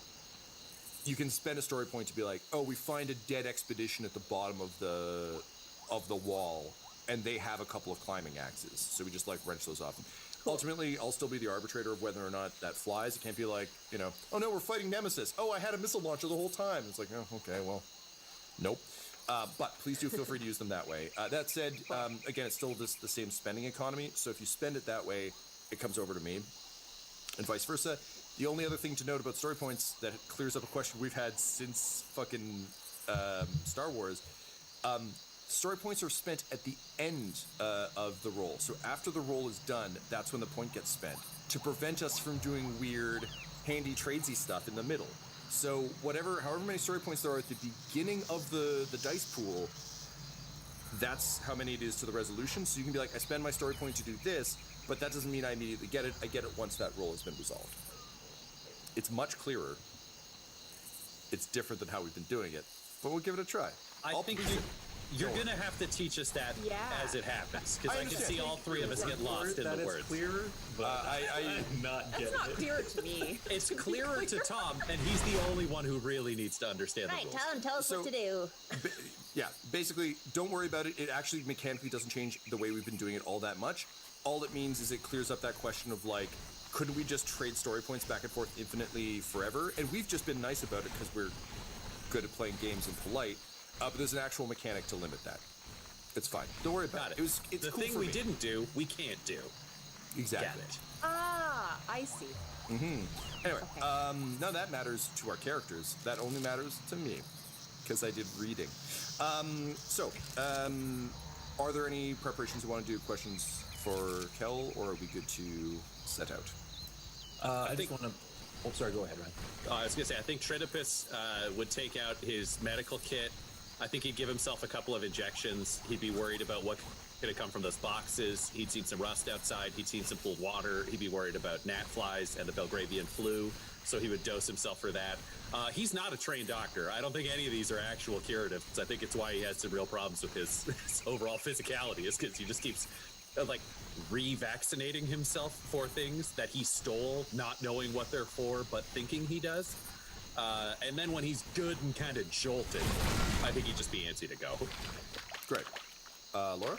And as I am tearing off a strip from my cloak to put over my eyebrows, you know, have fucking eyebrows. They really do. And I really don't want to have like blood in my eye through this, and so I'm like kind of like I'm fashioning I'm like tying it around my head and like tucking my hair into it.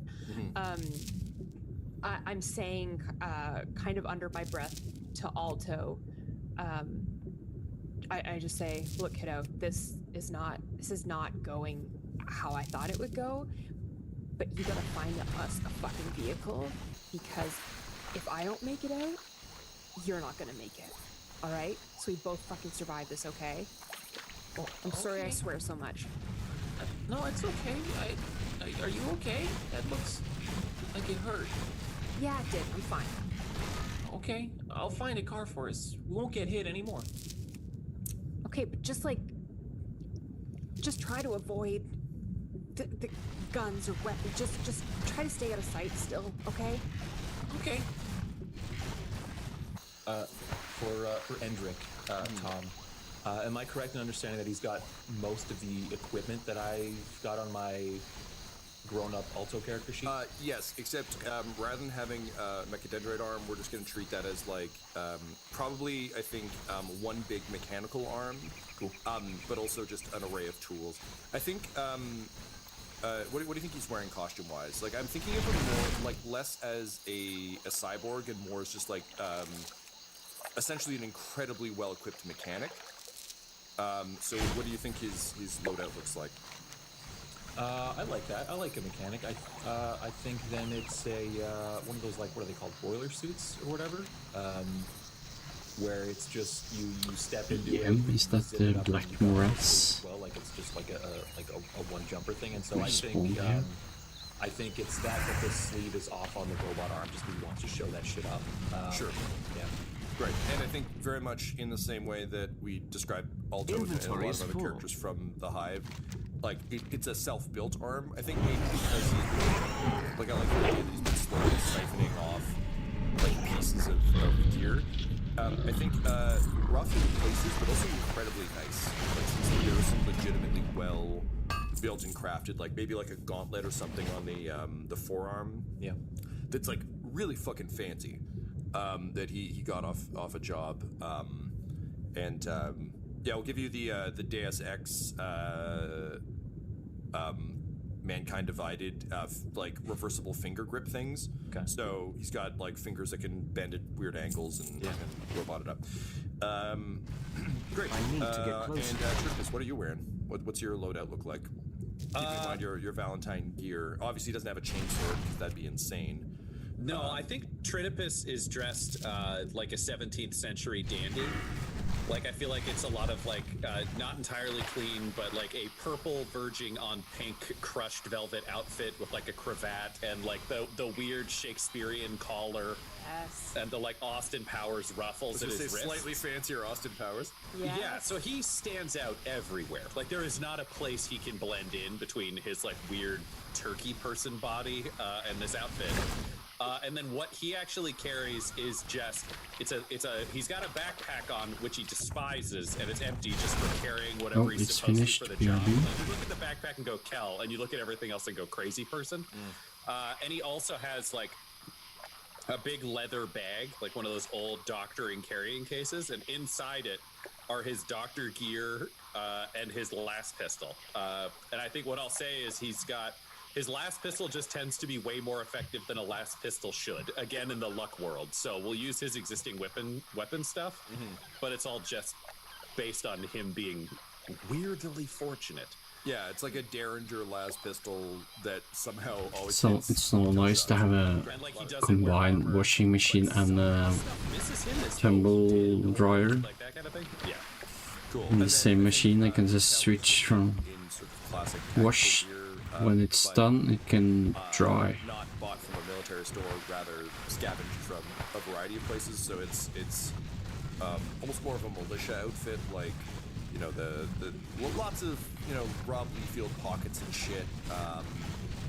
She carries the whip on her hip, as well as a rifle. Might have the same stats as Wells. I don't really know about it, or as but I think her combo. I think she tends to roll the Indiana Jones combo. So she's got like a bolt pistol and whip, and she tends to use those in combination rather than long range stuff. Great. So with the crew ready to go, you make your way towards. We'll say it's the south. It's one of the. There are multiple landing pads kind of throughout. This one is a ramshackle one. I'm thinking very much like Mos Eisley, where everything feels like it's nailed together. But a landing pad that was constructed as part of the Hive, not as part of the Galen's Glory complex. So the ship will be arriving soon. You make your way through the Hive, brushing past kind of just the crush of humanity around you. Alto, this is probably the furthest you've ever been from home. What do you think the experience of moving through these crowds is like? I think again he is somewhat accustomed to moving through crowds, but it's always to and from these temporary havens and points of safety and things like that, wherever kind of Lyric is taking him. So to be out in the crowd, and also with a larger group of people, it's probably. I think he really, really wants to do a good job. Ultimately, I think partly because it's like his first outing with a crew, and also because he saw what happened to Lyric. He's like, I gotta find me some cars, man. So I think he's trying to focus in that kind of adolescent, childish way. I think he might literally be looking like cars, just like muttering to himself, looking at really head on a swivel kind of thing, like no subtlety. I think kids looking for cars. Yeah. Like anyone walking by would see that. Yeah. My friend's got a baby who is a toddler now, I guess, but he loves buses. And so in Toronto, there's buses everywhere. So it's amazing because, yeah, literally anywhere in a building, if there's a bus nearby, it's just like, bus! And you're like, yeah, man, every 10 minutes. If you're lucky. Allegedly. Yeah. I can't carry anymore. Great. So, Tyler, can you roll me a... we're going to go with a driving check, please. Driving using Alto's existing stats for that? Inventory is full. In this case, being more of an aspirational ability than an existing one. We're going to say difficulty 3 only because fast vehicles in this part of the Hive are not really a thing. Also, when I say cars, halfway between a buggy and a car. I mean, 40k vehicles are so fucking strange. Just imagine very large wheels. There's probably spikes. I don't know. Maybe it's got a roll cage on it for some reason.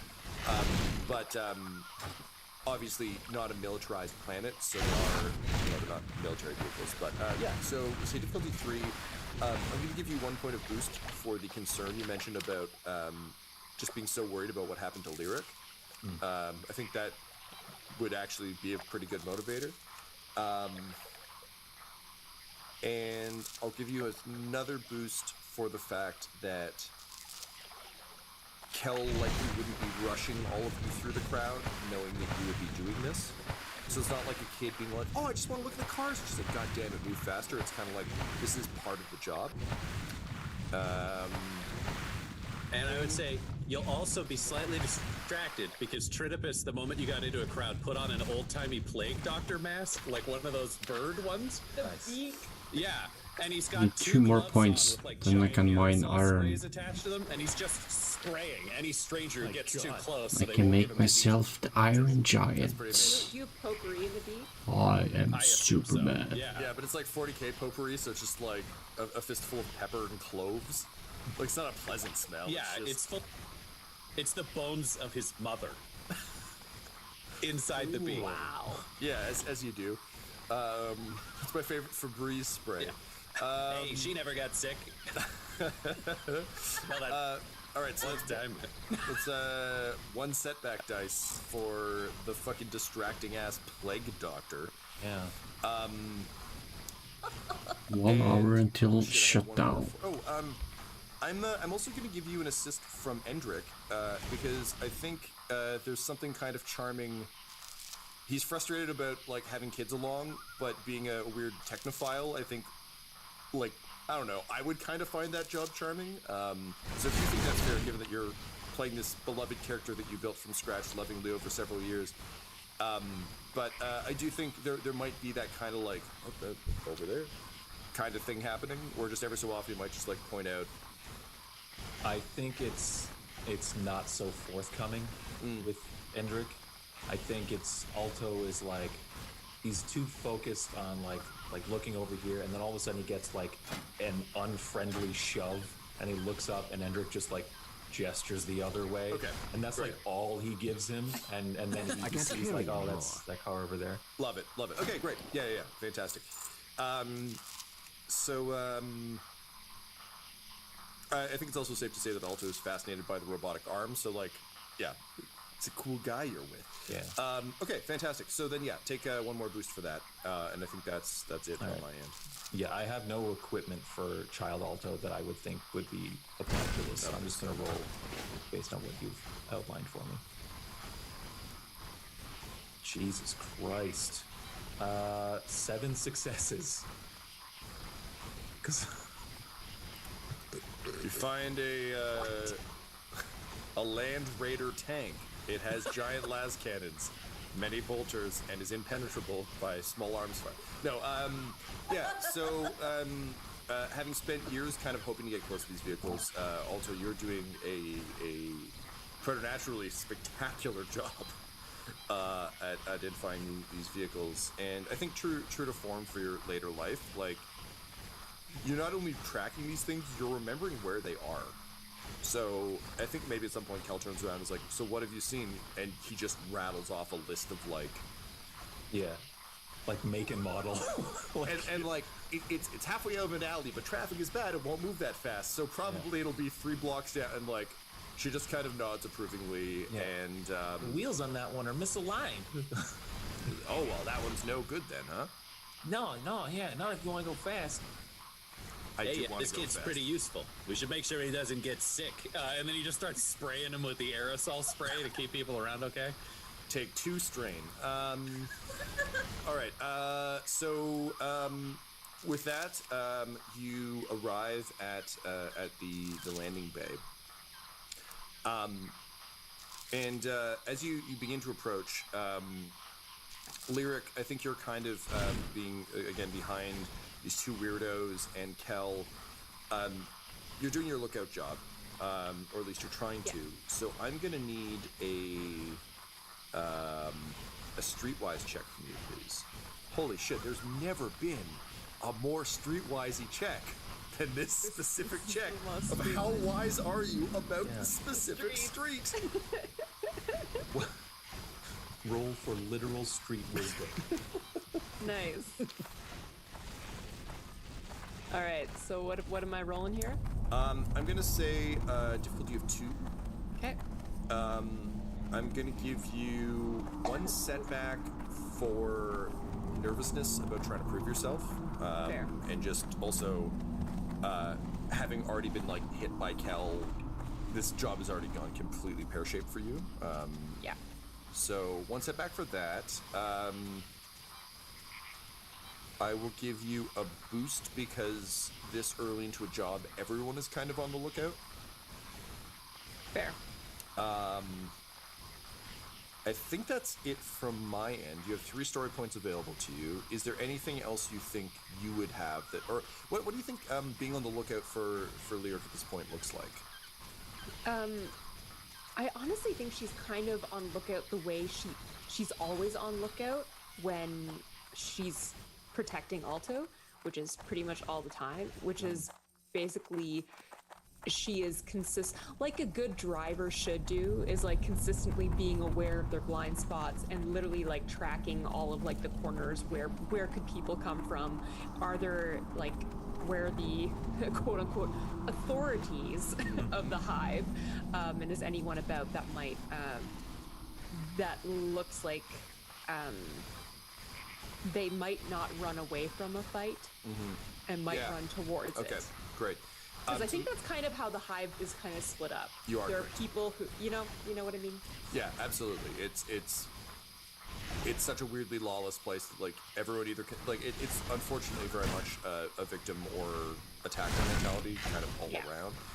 Okay, so take 1 more boost for that. I particularly like the argument that you've been doing this for Alto for years, just in Well, general. I can use the So it Hearthstone makes as a sense to pin. me that you'd actually be pretty well equipped for this. Possibly why Phil brought you along. Go ahead and roll. All right. 3 successes and 3 advantages. Yeah. I'm pretty streetwise. Yeah, It's nice it's we finally okay. found a use for that. Yeah. That wasn't, a frozen dinosaur jungle. Okay, so looking around, you're kind of keeping an eye out. The crowd is Well met. it's a tide. Like it's Don't come out of the very much, shadows like that. particularly Next time, near give the a girl some landing warning. port. It's a busy part of the hive because it's also one of the exposed spots. Like you're on sort of the edge of the hive. This is as close to a park as you get. Also, like landing pads are not well used Have a here good because one. not a lot of stuff comes in and out of the dome, which you can see kind of shimmering in the distance as it always does. But you notice as you're kind of scanning the crowd, you're seeing kind of the normal smattering of hive gang signs, but most of them just seem like people kind of going about their business. However, you do notice there is an unsettling number of culprits gang signs on clothes. So the culprits have they're a particularly violent gang in kind of the warriors come out and play kind of way. And their sigil is just like a chalk outline that they all sew in various shapes onto their outfits. You're noticing this everywhere, and at first you think you're just being paranoid, but as you look, there is a tremendous culprit presence in this area, and as Kel begins to kind of mount the steps up towards the landing pad, you can see the Maladrot coming in for a landing. Like it's descending actively. People are looking up in kind of surprise that a ship is coming in at all. None of the culprits are looking up in surprise, and you notice that the security sort of guarding either to the door definitely don't look like what you'd expect security to look like. Right. So what I'm seeing is that the culprits are guarding this. Yes, that'd be safe. Is that what I'm looking at? That's okay. Just want to make sure. basically, the people in the crowd seem like they're doing your job, and the two guards who are wearing, you know, like ancient Galen's Glory outfits, definitely don't look like guards. Yeah. Okay. I'm pretty close to Kel. Yes. You're behind Endrick and Trinibus. Okay. Well, I need to slip around them, like basically dart around them. Now the thing is that I am accustomed to crowds, so I don't like suffer any penalties from moving through them. Well, that answers a couple of my questions about the difficulty check. Okay, I'm going to make this a difficulty check of 3 because Ryan established that Trinibus is just like actively spraying in random directions. Which not only means you have to get around his arms, but it also means people are stumbling, choking on what at this point is likely only aerosol coming out of his like Job wrist cannons. Like just a shitty cartoon Mysterio. We'll say 3 difficulty. I'll give you. He keeps yelling, "This is for my own good." My own good. We gotta get out of here. I'm gonna give you 1 boost. I think in general, if it's a check that might save Alto's life down here, you're gonna get a boost because like. Good, because I was gonna fight for that. If you No, man, you can just have that. Thank you. Yeah, I think that's it from my end. No, sorry. I'm gonna give you 1 setback from the difficulty in realizing there are a bunch of lookouts in the crowd. You need to somehow do this in a way that won't immediately alert everyone around you that something's up. Right. Okay. And what kind of check is it? Sorry, that would be useful. We're gonna say this is a, you can either take a cool or a coordination. Coordination would be literally like, I'm gonna barrel my way through. Yeah, I think this is a coordination. Cool would be Han Solo just kind of casually slipping up next to someone. Lyric's not that cool.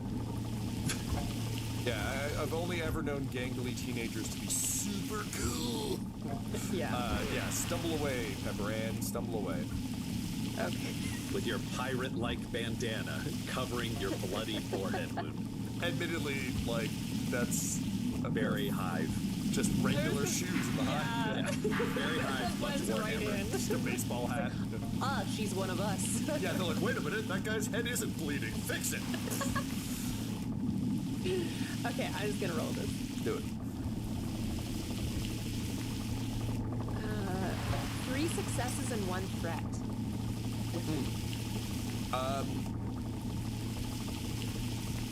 Okay. All right.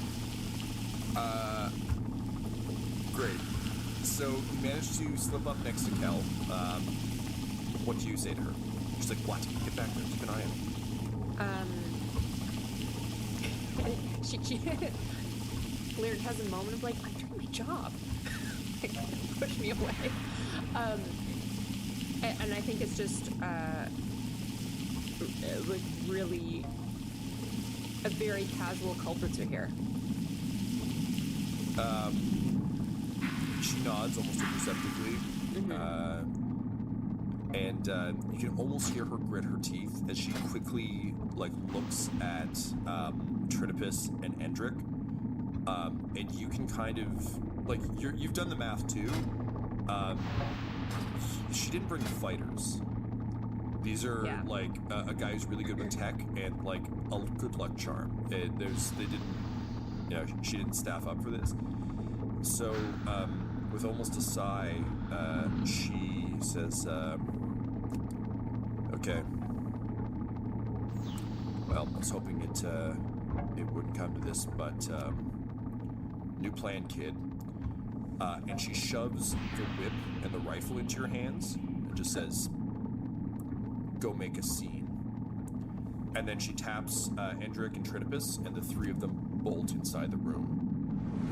This episode of the Valentine Heresy features Ryan LaPlante at the Ryan LaPlante on Twitter as Inquisitor Lucius Valentine, Tyler Hewitt at Tyler_Hewitt on Twitter as Alto, Laura Hamstra at EL Hamstring on Twitter as Lyric, and our Game Master Tom McGee at McGeeTV on Twitter.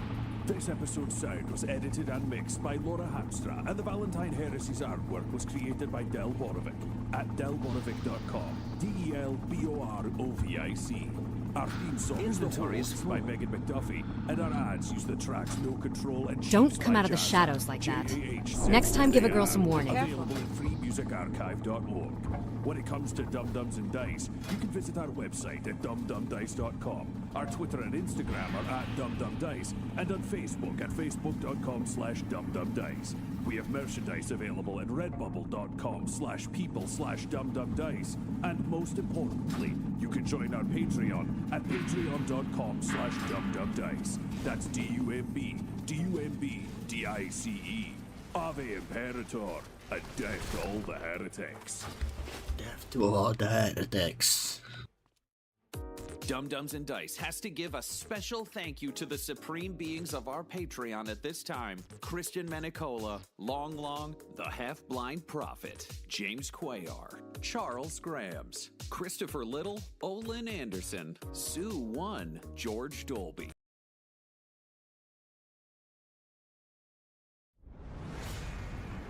Welcome back to the grim darkness of the 41st millennium. I am Inquisitor Caveat Ventus, keeper of the Inquisition's Black Library, and this is my report on the Valentine Heresy, an actual play podcast set in the Genesis adaptation of Warhammer 40,000's Dark Heresy RPG. This report features Game Master Tom McGee, Ryan LaPlante as Inquisitor Lucius Valentine, Laura Elizabeth as Lyric, and Tyler Hewitt as Alto. My report is following an addendum explaining the history of Lyric and Alto, detailing their first job with their mentor Kel. Alto proved to have an excellent memory, and Lyric demonstrated her skills as a lookout before being made the center of attention. Can she survive being the focus of an entire Underhive gang? Find out in this episode of the Valentine Heresy. From the personal diary of His Surgical Highness Tritopus Secundus, written the day of the heist. Ryan, what do you think Tritopus thought today would look like? Yeah, so I'm gonna go pick up some stuff, and then I'll have enough to get some more vaccines. That way, I'll die like my mother did of old age, not disease. Incidentally, that was similar to most entries in the journal of His Surgical Highness, found amongst his belongings after his death. Lyric, you feel Kel, Tritopus, and Endrick turn and book it towards the building. You notice Endrick slips something to Alto, but you don't really have much of a chance to see Don't what come it out of the is. shadows Alto like that. practically falls See you over Next his time, give a girl some warning. chest, but he seems fine.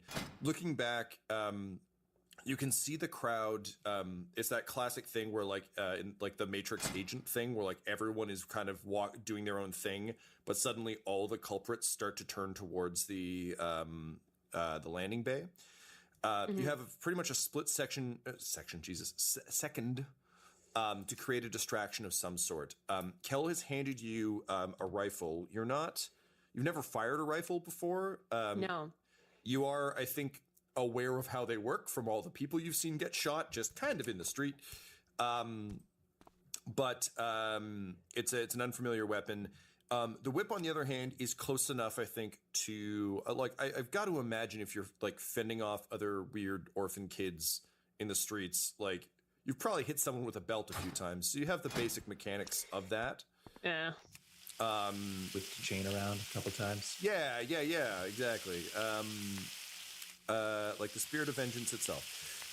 So what do you think you do to cause a distraction? Keeping in mind you have a number of options here. You can be the distraction. You can cause a distraction. But you spent some time on the streets. What do you do? I kind of dart my eyes around looking for like anyone I recognize. Specifically looking if there's anyone like if I recognize anyone who's clearly like a piece of shit who isn't associated with the culture. Finally, 125 mining, so I can Why those damn iron we talked bars? a lot about like class systems in the Hive. Have a good one. And I think What can I for help someone you like with? you, there's something particularly heinous about Don't come out of the shadows like that. putting on airs. Next time, in give a place girl some where warning. Everyone is clearly suffering and Safe travels. barely scraping by. But basically, like he's not a slumlord per se, but like kind of the best dressed asshole in the lower Hive. And you've always hated this guy. You don't understand why he does it. Unfortunately, he's wealthy enough to have like big hulking bodyguards, but he wears an outfit that looks like Tritopus's outfit was knocked off of it, if that makes sense. So like he's got the legit deal, and Tritopus is like the weird off-brand Halloween costume version of it. But he manufactures a slurry paste that is of questionable meat origin. That is kind of one of the most used foods in the lower slums. Lovely. And his name, as brought to you by Patreon, is Fartulum Bugaranus. Guess I'll write that down. There's a very long explanation in Latin of what it means, but what it means to you is that asshole who sells the slurry paste people eat. So he's walking. No, actually, he's not walking. He is very, very slowly biking on a penny farthing. So just like a giant front wheel. Oh my god. And he's kind of a stocky guy, wearing a crushed velvet jacket with the Austin Powers ruffs. And he has a top hat that splits into two smaller See you top later. hats. So it's like a big brim and then two smaller hats. This is a man who Steampunk would be, piece of shit in the Hive. would have been murdered immediately if it wasn't for the 4 massive scary people walking with him, who are literally just shoving people out of the way. This is classic Hive scum. You know, they've got the full Necromunda thing going on. Just scary hard people. But weirdly, of the Hive scum you've met, I think for you, Lyric, there's always been a divide between like strength is very important, but you're also frustrated by people who they're only strong. They don't seem to actually get it or get what's going on. So like they're making a much bigger deal of this asshole than needs be. He definitely doesn't need that bike. But yes, you see him based on your previous Streetwise check of 1,000,000 successes. The threat, however, was that everyone turned towards you. That's how that roll went. I forgot to mention that last episode, so I'm just bringing it up now. Oh, everyone's staring at my way. Well, no, sorry. As I mentioned, all of the culprits are turning towards the landing pad. Oh, okay. They're not looking like at you because also, no offense, you're really not that scary right now. Yeah. Good time. Well, I think using the rifle will probably get me killed. Using the whip will probably get me killed. But I've spent a lot of time with my knife and really perfecting that. And I think I have pretty good aim. So I think as subtly and as quickly as I can, I take that knife and I throw it with the aim, not necessarily to kill, but at least to get this guy screaming. That's the most Lyric thing you've done in this flashback, other than mouth off to someone who could kill you in the previous episode, which admittedly was very on brand. Okay, dope. So, oh boy. Laura, I think we're gonna I'm debating between making this a melee light or a ranged light. Do you have ranged light? If you do, I'd rather take it off that. If you don't, we'll make it a melee light. No, I've got melee light, not range light. Okay, that's totally fine. You also didn't build a character for a weird flashback sequence where you'd be throwing knives. Hindsight. Use your auto gun. Use your leg gun from the future. Okay, cool. So, yeah, go ahead and throw that knife. Okay. So, What do I do here? So it's going to be melee light. So that's brawn and melee, which I think for you is 10,000 dice. So we'll take that. You're at, let's say, like mid-range. Not because you're actually that close to him, but he's above the crowd on a penny farthing, which really gives you a distinct advantage in the knife throwing territory. Also, given that you're not trying, like, all you actually need to do is hit him. It doesn't really matter if it sticks. Yeah. It just, any amount of inconvenience. Yeah. Good work not aiming for the hat. So you get, we'll say 3 purple. I'm going to spend a story point to upgrade it to a red. Yikes. So that's 1 red, 2 purple. You have 3 story points available to you. The system I was trying to explain and failing to means that basically the only pool we have is this pool until this whole dice roll is done, and then we readjust the pool after that. So you have 3 points available. So you could spend all of our existing story points right now, which are 3. I mean, technically no, but yes. Go ahead. It's fine. I'm sorry. I shouldn't have even brought it up. That's a DM thing for me to know, and you're not to worry about. So yes, Laura, you have 3 story points. Keep in mind we're trying to limit it to 1 story point for upgrades, all that jazz. In terms of advantage, disadvantage, if you die in this crowd, Alto sure as shit dies in this crowd. Not because they'll target him, just because you don't think he can survive in this scenario. So 1 blue for that, for sure. I'm trying Tom, to think of Tritopus is pretty distracting and was involved with the crowd. So if he had it off to the side, I imagine people may be glancing at him and not her throwing a knife. I don't know if that'd be a factor. Yeah, okay. So what I'll say to that, I like that idea, Ryan. I think given that he's part of the like heist crew and is slipping. Okay, so we have 30 minutes before they stop the server for a server upgrade. Coughing and gagging people with like tears running out of their eyes and just like don't come out of the shadows like that. Next time, give a girl some warning. So there's already a lot of motion around me. I'm gonna say there's general chaos, which will give you another boost because it means that even though the culprits are turning towards the dome, as Ryan suggested, Tritopus is very fucking distracting. Yeah, it's aerosolized alcohol that he brews himself to like disinfect things, so people's eyes are not doing good. Yeah, it's just general havoc. It's bear mace. Yeah, but like bear mace made by an idiot, so somehow worse. It's like, oh, we got to keep the bears safe, and he's like, be bears out here. It's a grimdark universe, Tyler. There could be bears anywhere. Alto, I doubt you would be. Oh no, I've got a thing for you, so you wouldn't be able to help with this because you're dealing with the thing Hendrik just shoved at you.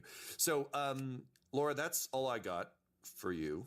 I think that's great. And this is kind of one of those things like Lyric has thrown that knife at the wall so many times that it is like, it is incredibly reflexive. You know what I mean? This is just, she knows she can hit a target. Yeah. All right. I'll give you another blue for that. This isn't her first knife rodeo. Well, yeah, literally though, like I'm just imagining like the Great Escape ball thing where it's just like you're just tossing the ball at the wall constantly, and then it's like, oh, I just need to do this for real now. That's fine. Yeah. All right, so I'm gonna roll. Cool. Okay, so I need to mine a lot of End result is copper. 1 advantage. Shit. I know. Okay. Don't come out of the shadows like that. Next time, give a girl some warning. Laura, I'll let you succeed at cost, or you can take the advantage. The advantage will mean that what you want, something will happen, but it won't be necessarily what you want. Succeed at a cost is you will hit him, but there will be a cost. I guess I can go to fuck cost. Stormwind and upgrade my mining level. Cost always ends up make you say that. Where would you like to fly to? Succeeding at a cost is different when you've thrown an object out of your hand rather than when you're plugged into a thing. With your brain. Don't throw your brain, Laura. Don't throw your brain. You hit Alto with that. Yeah, there was another kid, and he became new Alto. Yeah. Hey, Hendrik, you're looking pretty young to me. Hendrik just unzips and 3 kids stumble out. Nah.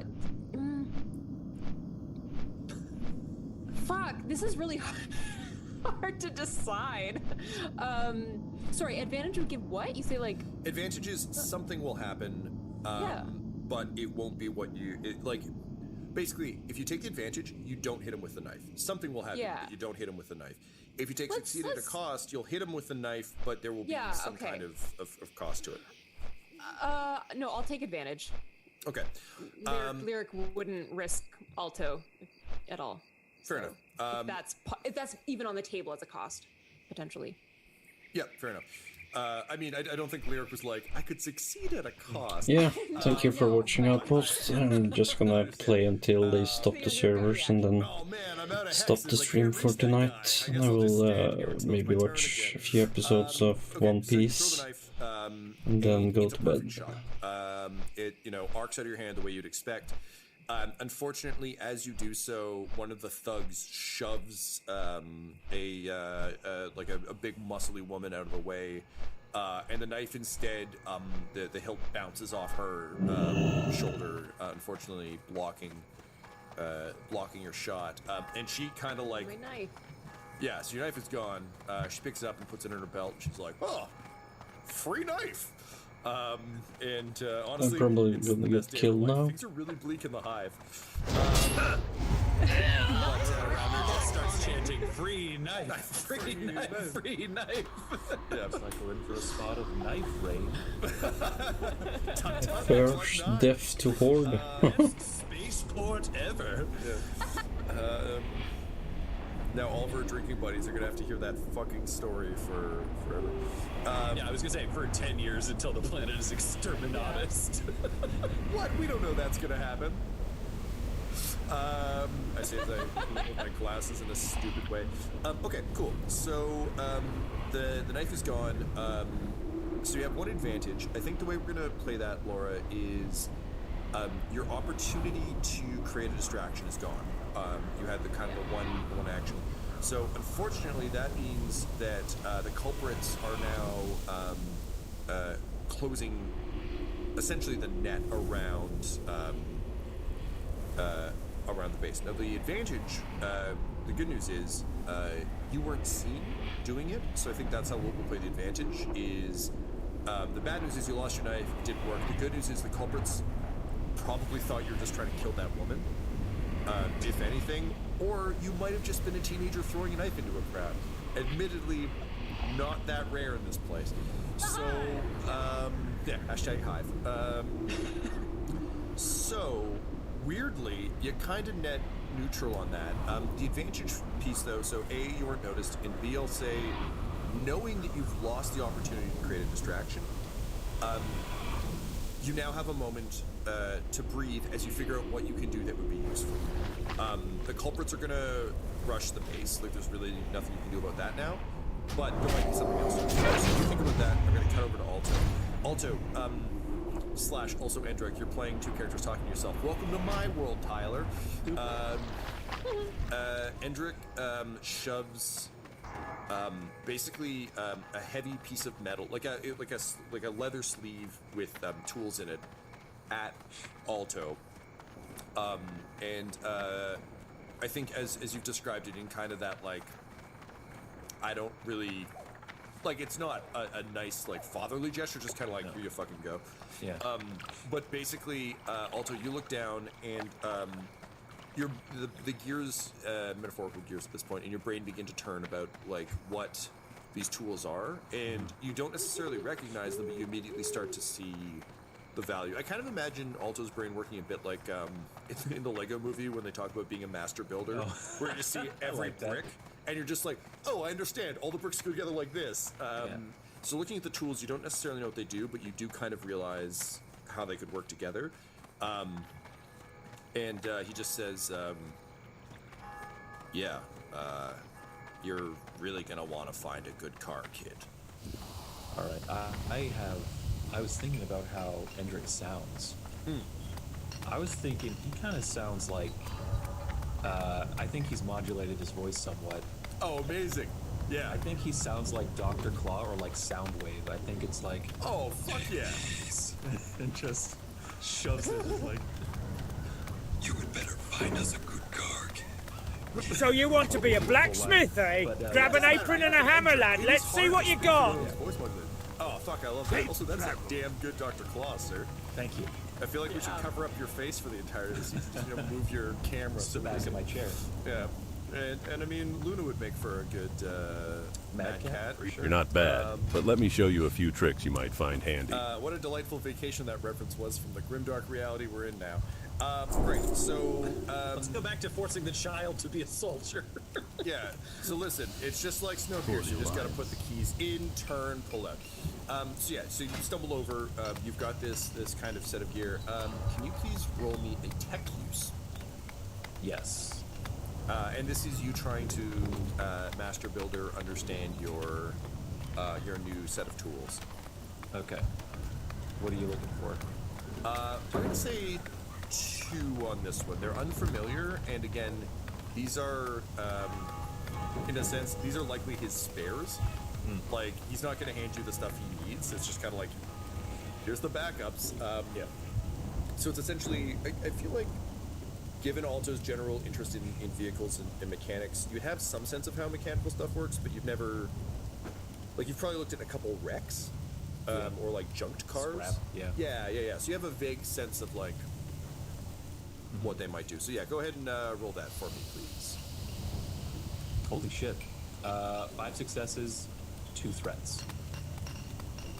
Each of my, I had 3 yellow dice from my tech use, Holy and shit. each of them rolled double success. Damn. So that was quite fortunate. Nice. Okay, you see a perfect car. There's one that's very, very fast. Unfortunately, there's a penny farthing pulling up to it, and you see Fortulum Buggeranus looking down, going, I quite like this one. Perhaps I'll purchase it. Wherever is the owner? So the good news is you found the right car and you know how to use your tools. Yeah, I The need to threat find is, the Fortulum is very interested in this vehicle and is causing a bit of a scene around it. Here's my question to you, Alto. You know Lyric said to stay close, but you have a very important job, and you know you can't let the crew down. Would you slip through the crowd and try and go hotwire this car, or would you kind of wait till you get word? He would slip through the crowd. He also has the same ability, like being hive-born as Lyric, that crowds don't impede his movement. I think as a child as well, he just kind of has that way of just kind of moving. Like, it's just scampering. It's just like a forest of legs for him, right? Like, it's just... Yeah, totally. Okay, amazing. I'm not gonna make you roll for that one, only because I think, like, that makes sense. Also, as a kid, I feel like I'd just be handing you so many boost dice. Excellent. So you slip away into the crowd, and we'll see, Lyric, what you do with that in a moment. Meanwhile, inside, Tritopus, following Kel and Endrick, you find yourself in a large, again, think most nicely, so like no ceilinged, basically ramshackle, nailed together, you know, that weird corrugated metal kind of Fallout style shitty spaceport as the Maladrot is beginning to land. As you guys push past the guards, you hear, Don't let the humans in the bazaar fool you, lad. With the subway those gnomes built, And, it's thanks, easier man. than I you don't might know how I think did to it, so it's transport probably not goods coming from back. Ironforge. And If they try to tack on Endrick, import fees, immediately, just tell them you're gonna turns buy around your and gear slams from the me. door, and you see his fingers drilling bolts in to secure it. So you're pounding, hey, no! From outside. But inside, there are, you immediately see a bunch of bodies from spaceport crew. This place is so ill-used, everyone was kind of, like, you could tell that... Okay, I don't remember where the like blacksmith a hotel is when in this royalty shows up place. in a movie. They were desperately trying to clean this place so it seemed functional when the ship arrived. So they were very much caught with their pants down. And there were about 10 culprits in and around. And all of them have, we'll say 5 of them have guns up on the ship. The other 5 heard the commotion and are starting to turn. You see Kel immediately kind of like whip out her pistol and dive behind cover. Endrick is still like drilling the door shut. What do you do? I think he'd go into cover as well. but he would believe that Kel would keep him the most safe. So he would actually cross to where Kel is and go into exactly the same cover. Okay, amazing. I know you've played Last of Us 1, right? Yes. So there's this amazing mechanic where they just decided no one can see Ellie because she does that all the time, and it's so fucking frustrating as a player. She's like, no, I'm stealthing. And she's like, I'm coming. Stay there, Joel. So it's very much, I feel like it's that, where it's just you How are running. the guards? I can ask for guidance. So as you're running, a bunch of them open fire, kind of at you. What do you need directions to? The good news is, weirdly, by being such a big fucking distracting, stupid thing running by, they aren't shooting Endrick, who is the guy who's standing blatantly out of cover. So Tyler, you're fine for a minute. Tritibus, you, I'm kind of imagining, based on the way you're talking, it's almost like, what am I even thinking of? Like, I'm imagining like a weird like stick robot running, where it's just kind of like you've got the Mr. Burns arms up. Which profession trainer are you looking It's for? very Snidely Whiplash. You mean you can't smell the smoke of the dwarven forges from here? Well, you will be looking for Therum Deepforge if you want to learn blacksmithing. He's over in the Dwarven district, which is just north of the Cathedral Square. As the bullets begin to fly. Meanwhile, mining. The slugs are hitting the boxes and just blowing chunks of them off. Mostly around Kel. For some reason, they aren't hitting the boxes near you, but like Kel is being rained down on with materials. Oh no, that's gonna make you sick. And then he just like uses his mist gauntlets on the boxes around her so she doesn't get sick. And as you're leaning over her doing that, suddenly the bullets are missing, and she's like, yeah, listen, I saw. What do you need Doc, directions I saw someone to? sneeze on all these boxes. You gotta stay right there and just keep disinfecting. Which profession okay? trainer are you looking no, for? I don't want to get sick. Leave it to the Yeah, dwarves no, to send a mining specialist from Ironforge to tell us how to mine. How hard is it to take a pick and chip away at some rock? Well, since he's here, he's probably the one you should see anyhow. His name is Gelman, and he resides over in the Dwarven district. He ends up shooting at the culprits. I was gonna say, also with your luck, you like shoot the box and it like ricochets off. Yeah, okay, amazing. So go ahead and roll. Jesus Christ. Roll to attack the culprits by accident, I suppose. And Laura, if you could please roll on Kel's behalf. This will be a melee, or sorry, a ranged heavy. Okay. Both of you are rolling on 3 purple. Okay. Laura, for Kel, 1 setback for the... Well, actually, no, the box stopped exploding. So no setback for that. Hey. I'll say you actually get a boost dice for being under If you've the come luck looking for umbrella. the finest craftsmanship on this or any other continent in the world, then you've come to the right place. Grim and Elmore, at your I'm service. give you 1 boost because I told you that it was mask-proof sneezing. So you're really concerned about destroying these germs. So I feel like you would be extra, like, having just played a bunch of VR shooting games where I occasionally panic and just, like, if you've come fan looking for the trigger, it's finest just very much like craftsmanship on this or any other... Tyler, as Endrick, can you please go ahead Don't and let roll the me humans in the intel bazaar for fool you, lad. drilling the door With the shut? subway those gnomes built, it's easier this is than gonna you be might difficulty think of to 1. It's transport actually pretty goods low from because, again, Ironforge. like, If they you've got try to robot tack on arm, import also give fees, you, just tell them you're based gonna on buy your gear normal, from me. Mechadendrite arm, 1 boost. I'm gonna give you 1 setback. Oh no, actually no, because he distracted them, so they're not shooting at you. So that's all. I'm going to use a story point for Tritipus because he's terrified that the sneezes will taint his mother's bones, so he'll have to throw them away. Oh yeah, that's legit. Yeah, fair enough. All right. Very cool. So there are 3 remaining story points on this set of rolls. If anybody wants more, I have 0 right now because that's how the I'm new good. economy works. I can't fuck you right now. I literally can't do it. I made my roll, Tom, and I have. I 1 came from success, Ironforge 2 to help out advantage, with the rebuilding and a effort here. triumph. If I can teach enough of you my skills, then Wow. maybe I can leave it to ye and take myself I back rolled home. 1 success and 1 advantage. Okay. We're doing pretty good. Wow, Ryan. Tyler, how'd you do? 4 successes, 1 advantage, 1 triumph. Guys, all I'm saying is maybe we change the name to the Doc T heresy. Fuck those other characters. These guys are amazing at everything. I've never been more sure Alto will die when we go back to the present than I am after those 3 rolls. Yeah, just keep burning that luck, baby. Yeah. Shit, man. All right. Fuck, that's wild. Okay. Okay, amazing. So all this kind of happens in a beautiful ballet of destruction kind of way, where Kel, and again, like full Sarah Connor, just like does that thing where you kind of like take a breath before being like, okay, I'm just gonna pop out into danger and shoot whoever I can. And as she comes out to open fire, she's tracking, like it's literally one of those things where, like we're talking Red Dead terms, she's in like dead eye, she's got her gun ready to go, but then suddenly like las pistol blasts hit her targets, and like she's ready to shoot all of them, but by the time she pulls the trigger, they're already burning. So she shoots 3 corpses on their way down.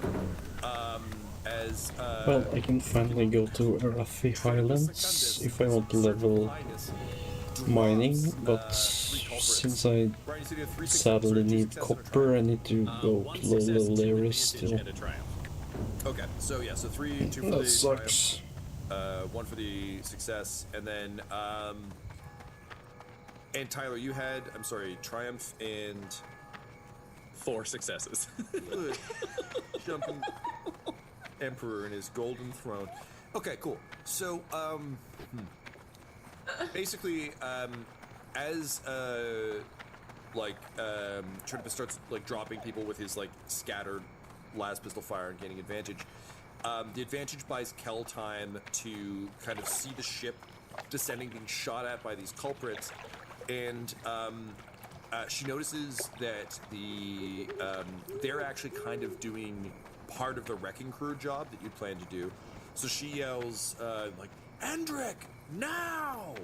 So Tyler, with your stupid amount of success and triumph, you have a moment to try and disable the craft in a way that you have the advantage of the combined fire. I think I'm gonna put a lot of the tin in the craft is starting my to like bank, tilt and kind of do that like classic. so I can actually gather a lot of copper as well. Just kind of starting to spin. Welcome to the Bank of Stormwind. We offer financial accounts and safety deposit boxes for valuable items.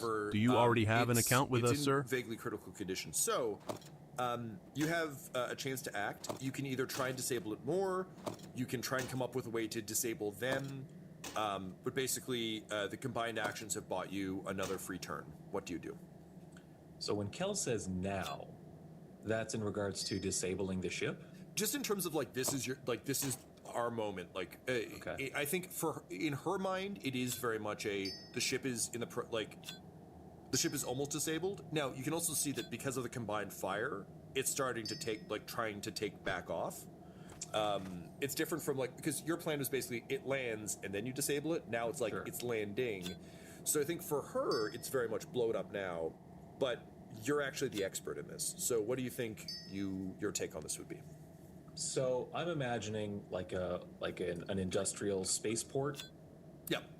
So I would imagine there's some mechanism in place to cradle or brace these larger ships for when they've rested and landed in place. So would it be possible for Endrick to use that same system to, instead of brace the ship as it lands, to actually kind of envelop it and clutch it and keep it from taking off, kind of hold it in place? Totally. So given the sort of shittiness of this spaceport, I'm going to say that'll cost a story point. Okay. So we'll drop that to 2 and 2. In my favor, as we've learned, all shared tide points are from I fuck up a few episodes ago. So there is an ancient sort of, again, because this is an improvised port, sort of like gimbaled arms, but they are, they're mismatched and kind of roughly built. But looking at them, Endrick's like, fuck yeah, that's absolutely what these are for. So with all of the distraction going on, also with Tritopus and Kel drawing so much fire. Well, I think I'm just gonna log off now, so see you tomorrow, most likely. Have a good night or day. And happily, because it is like a little control office, it's not in direct line of sight of all the culprits who are firing.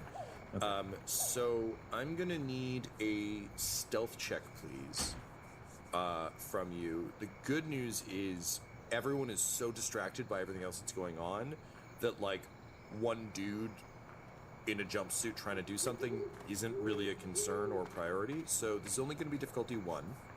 I am going to spend a story point to bump it up to a red, just to keep life interesting.